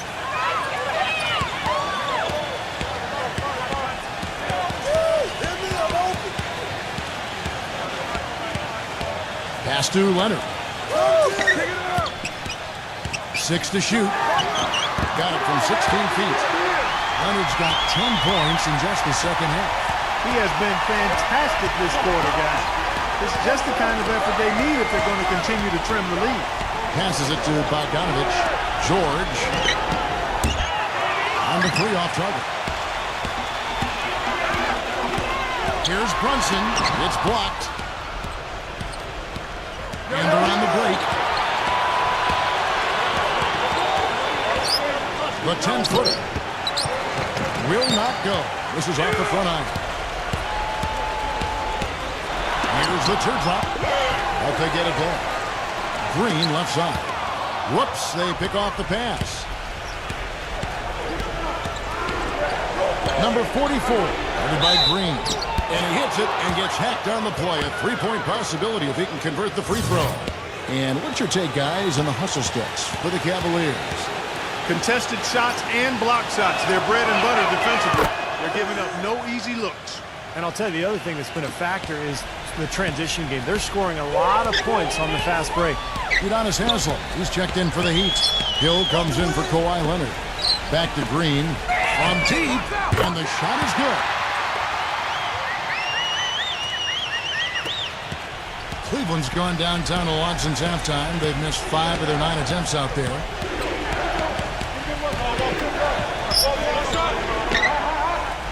It's George on the wing. Brown. Can't get it to go.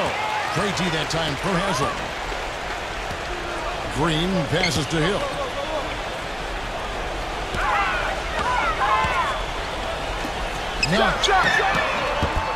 And the go-ahead bucket, no good. The Cavaliers have gone 6 of 14 since halftime. A little cold from the field. Good. 15 points for Paul George. Well, I'll tell you what, the defenders didn't even get a sniff of him on that move to the hoop.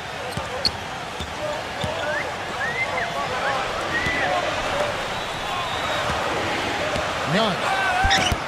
Off target at the rim. The Cavaliers leading by 4.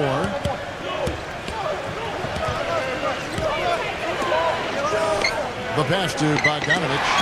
Shot denied. And it's out of bounds to the Cavaliers as Cleveland retains possession. Let's bring up the 2K leaderboard to show you the teams leading the league in assists this season. In 4th, the Heat. And, you know, contrary to what we see from other teams, this team really has no interest in playing selfishly. I mean, their assist numbers show what a cohesive unit they are. Timeout called the Cavaliers.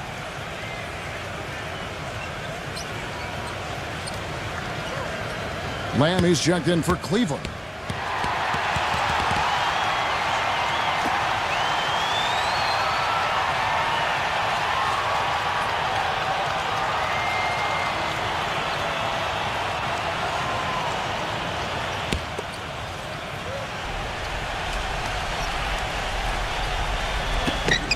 Back to Brown.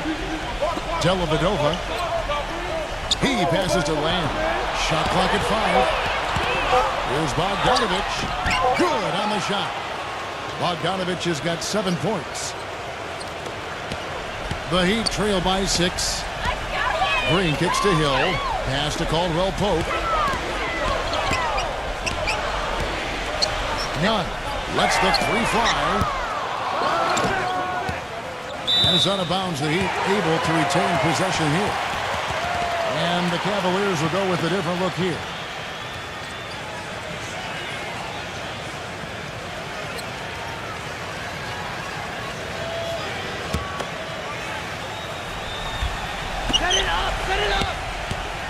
Here's Caldwell Pope.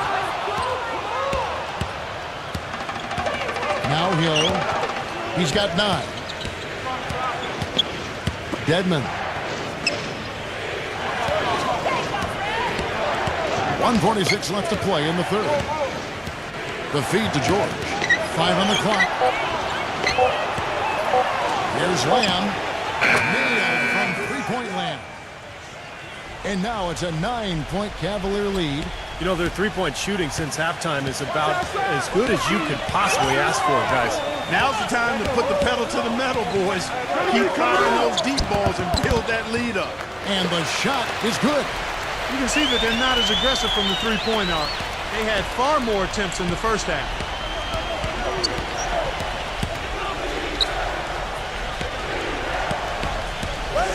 Left side, George. Lets it fly. And there's another one for the Cavaliers. They're in the position they're in right now, thanks in no small part to the show that he's putting on in this period. 50 seconds left to play in the third. Hill dishes to Haslam. It's back to Hill. He feeds it to Green. Oh, that's blocked. It's George on the wing, defended by Caldwell Pope.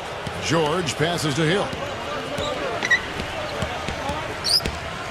Hill left side. There's a good screen.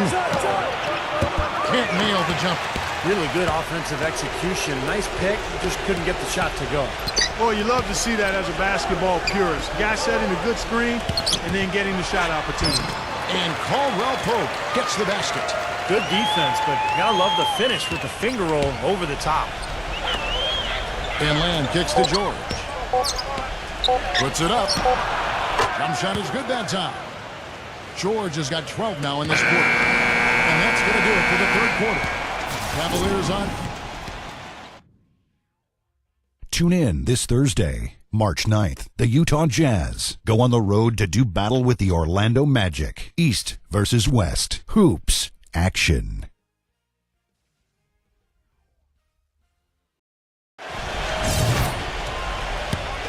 And the final period of play just about to start. The Cavaliers leading by 9. And Cleveland looking at who they've got to start the fourth quarter.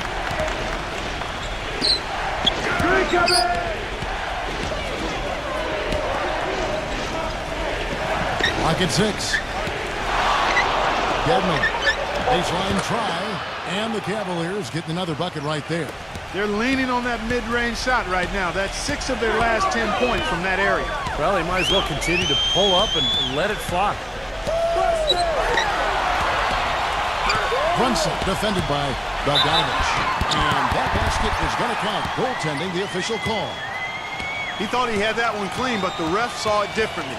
They'll count the basket. And the Cavaliers making a change here.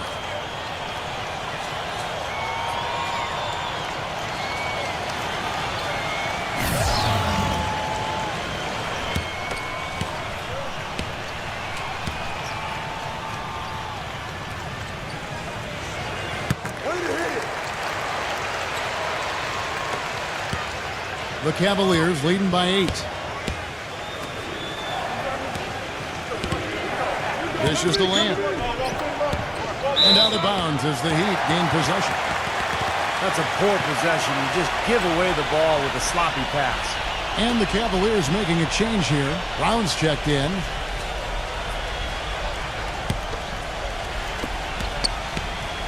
And it's Miami's ball.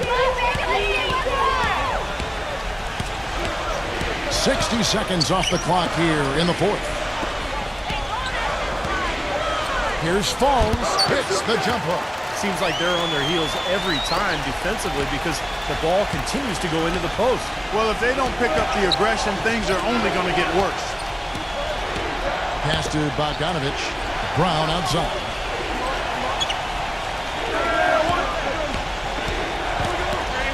Passes to Bogdanovich. Just 4 to shoot.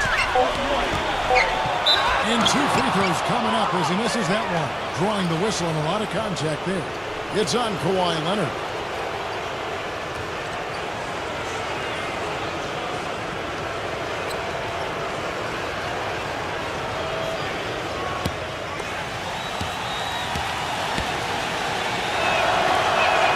First free throw is good.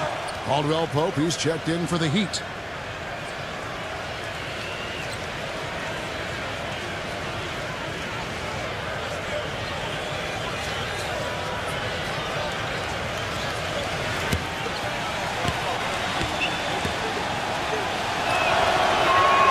Both free throws good from Bogdanovich. Final quarter of play, about a minute and a half off the clock into it.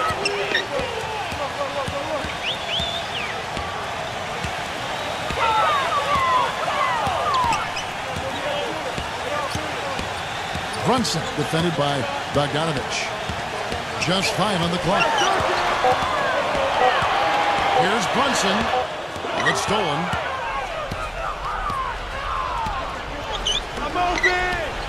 The pass to Bogdanovich. The screen from Brown. Warren, the pass to Bogdanovich.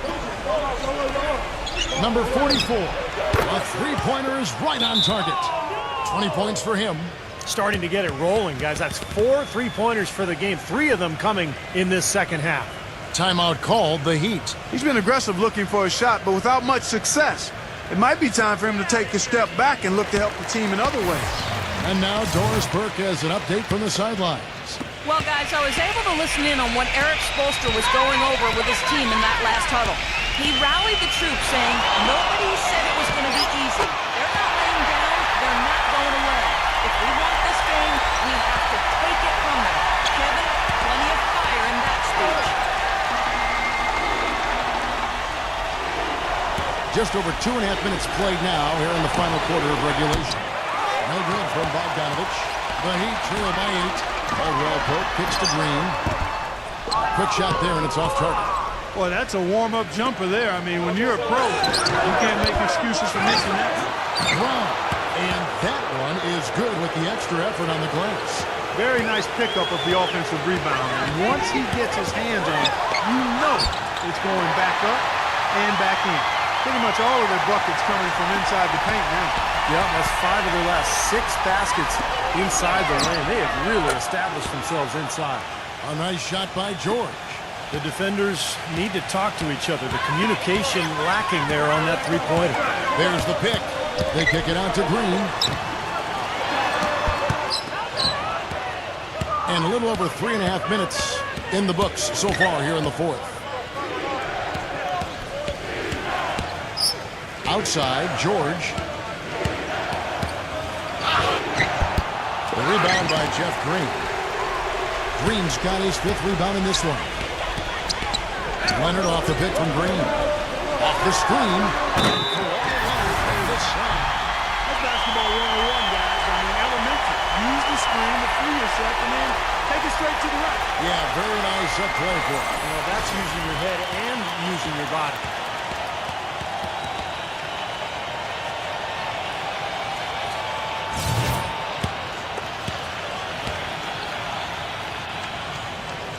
And Leonard no good on that one. The Cavaliers leading by 9. Feeds it to Lamb.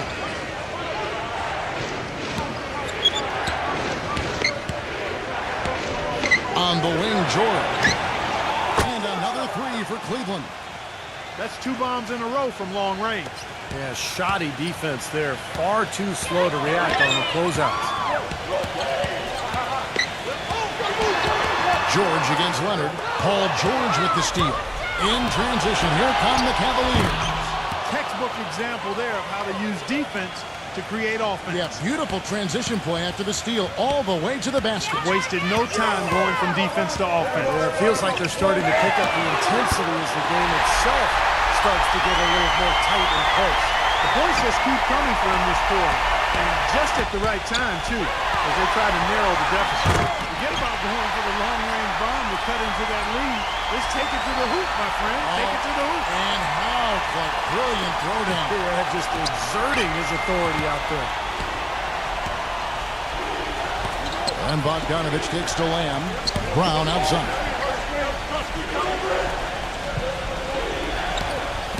He dishes it to Lamb. And lots of contact there. Missing the shot. He'll shoot 2. Let's look at some numbers for Lamb. He has 12 points, and he's done a little bit of work behind the arc. He's got a pair of 3-pointers. Well, the defenders have that in the back of their minds now, too, so they're going to close out on him quicker. That should allow him to use the drive if he wants. First one falls for him. The Heat making a switch here.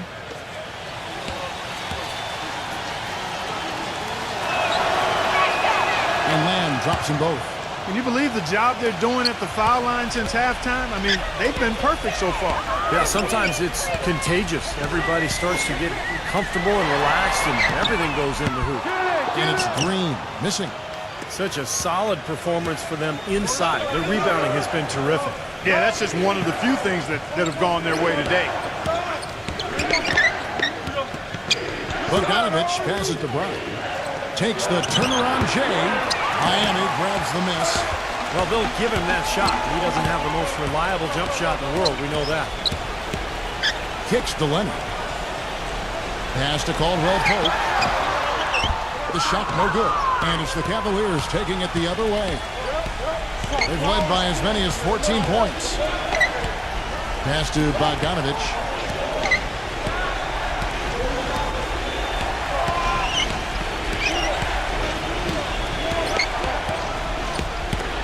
For three. That's good. Bogdanovich has got 5 points now in the quarter. Of all the guys you want to leave open out on the perimeter, he is the absolute last guy on the list. Attention to detail. Know your personnel. Off the screen. And Leonard gets it to go. Leonard's got 30. He's really stepped it up this quarter. Looks like he's determined to get them out of this hole all by himself. The Cavaliers leading by 12. Number 44, guarded by Green. Here's Lamb.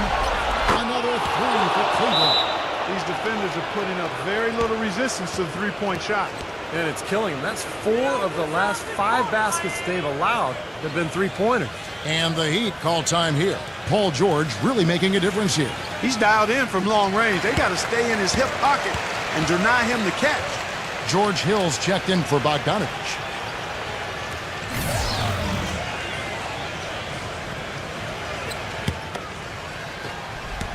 The Heat trail by 15.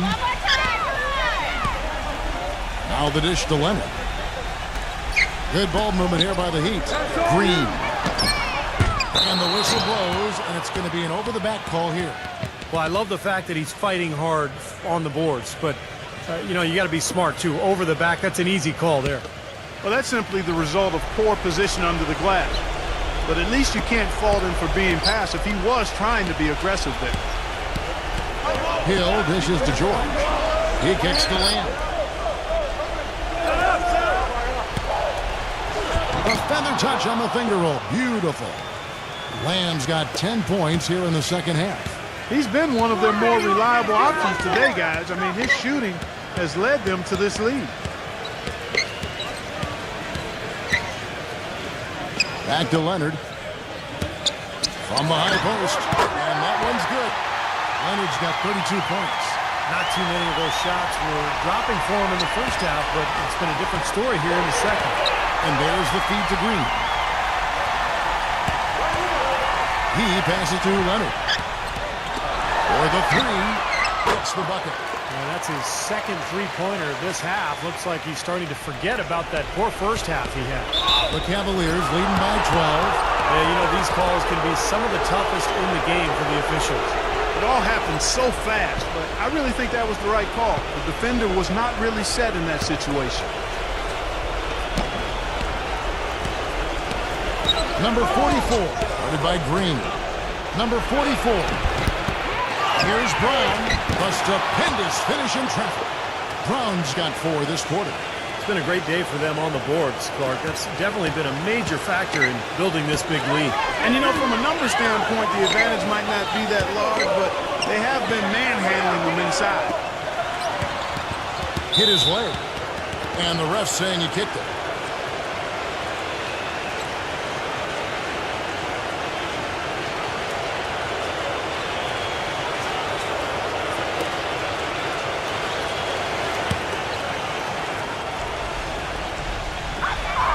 Outside, Green. He may need some rest, guys. He looks tired because he hasn't made anything this quarter. And the struggles continue. Just awful. Scoreless in this quarter, in fact. Get through. Number 44, guarded by Green. Again, the Cavaliers score. This game's over, guys. I think we can say that with certainty. Yeah, I agree with you there. We have officially reached garbage time. Leonard attacking. Passes it to Soto. And he goes up strong with one hand and flushes it down. Absolutely, Clark. No one in his airspace on that dunk. Yeah, but come on, Kevin. The defense can't let that happen. I hope they let it happen more. It's fun to watch that guy fly. Just a gift, 2 points they gave up. That's awful. And George kicks to Brown. Back to George. Right side, George. Leonard with the steal. Brunson, he's guarded by Hill. Here's Green. Here's Soto. Over George. It's good, and he drew contact on the shot, so he will go to the line. A three-point play chance here. And the Cavaliers making a change here.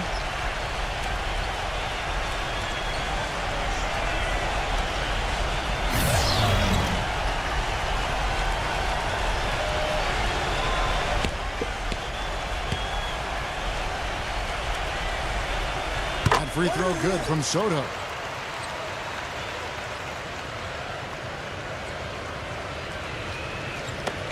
Clark, they're this close to putting it away. Yeah, and they don't need to do anything to reinvent the wheel here. I mean, just take time off the clock and squeeze the orange. Don't turn it over. Here's Hernangomez, and he drops in the layup off the glass. And the Cavaliers lead by 13. And a terrific run to really put this ball game away. And now let's see how many more points they can throw up there before the horn sounds.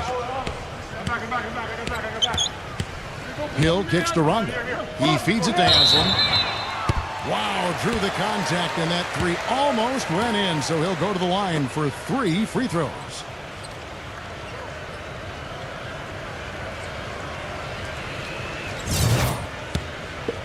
Come on, easy, boys, come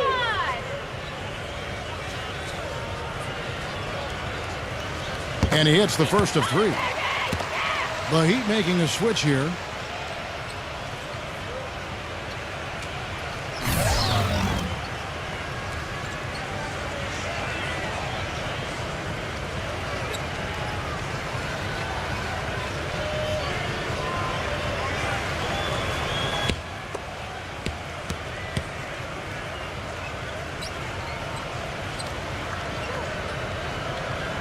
Second free throw, no good.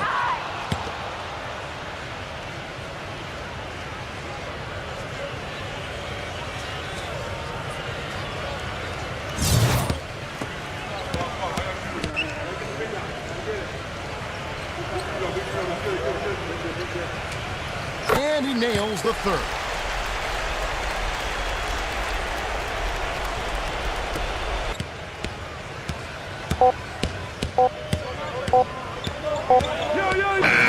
So we see the Cavaliers taking the win here. Some days, Clark, everything goes right for a team, and they just had one of those games. Yeah, it certainly was. I mean, these guys played a great all-around basketball game here. Well, that'll do it for us. For Clark Kellogg, Steve Kerr, and Doris Burke, Kevin Harlan saying so long. And as we end the game, we bring you our Jordan Player of the Game.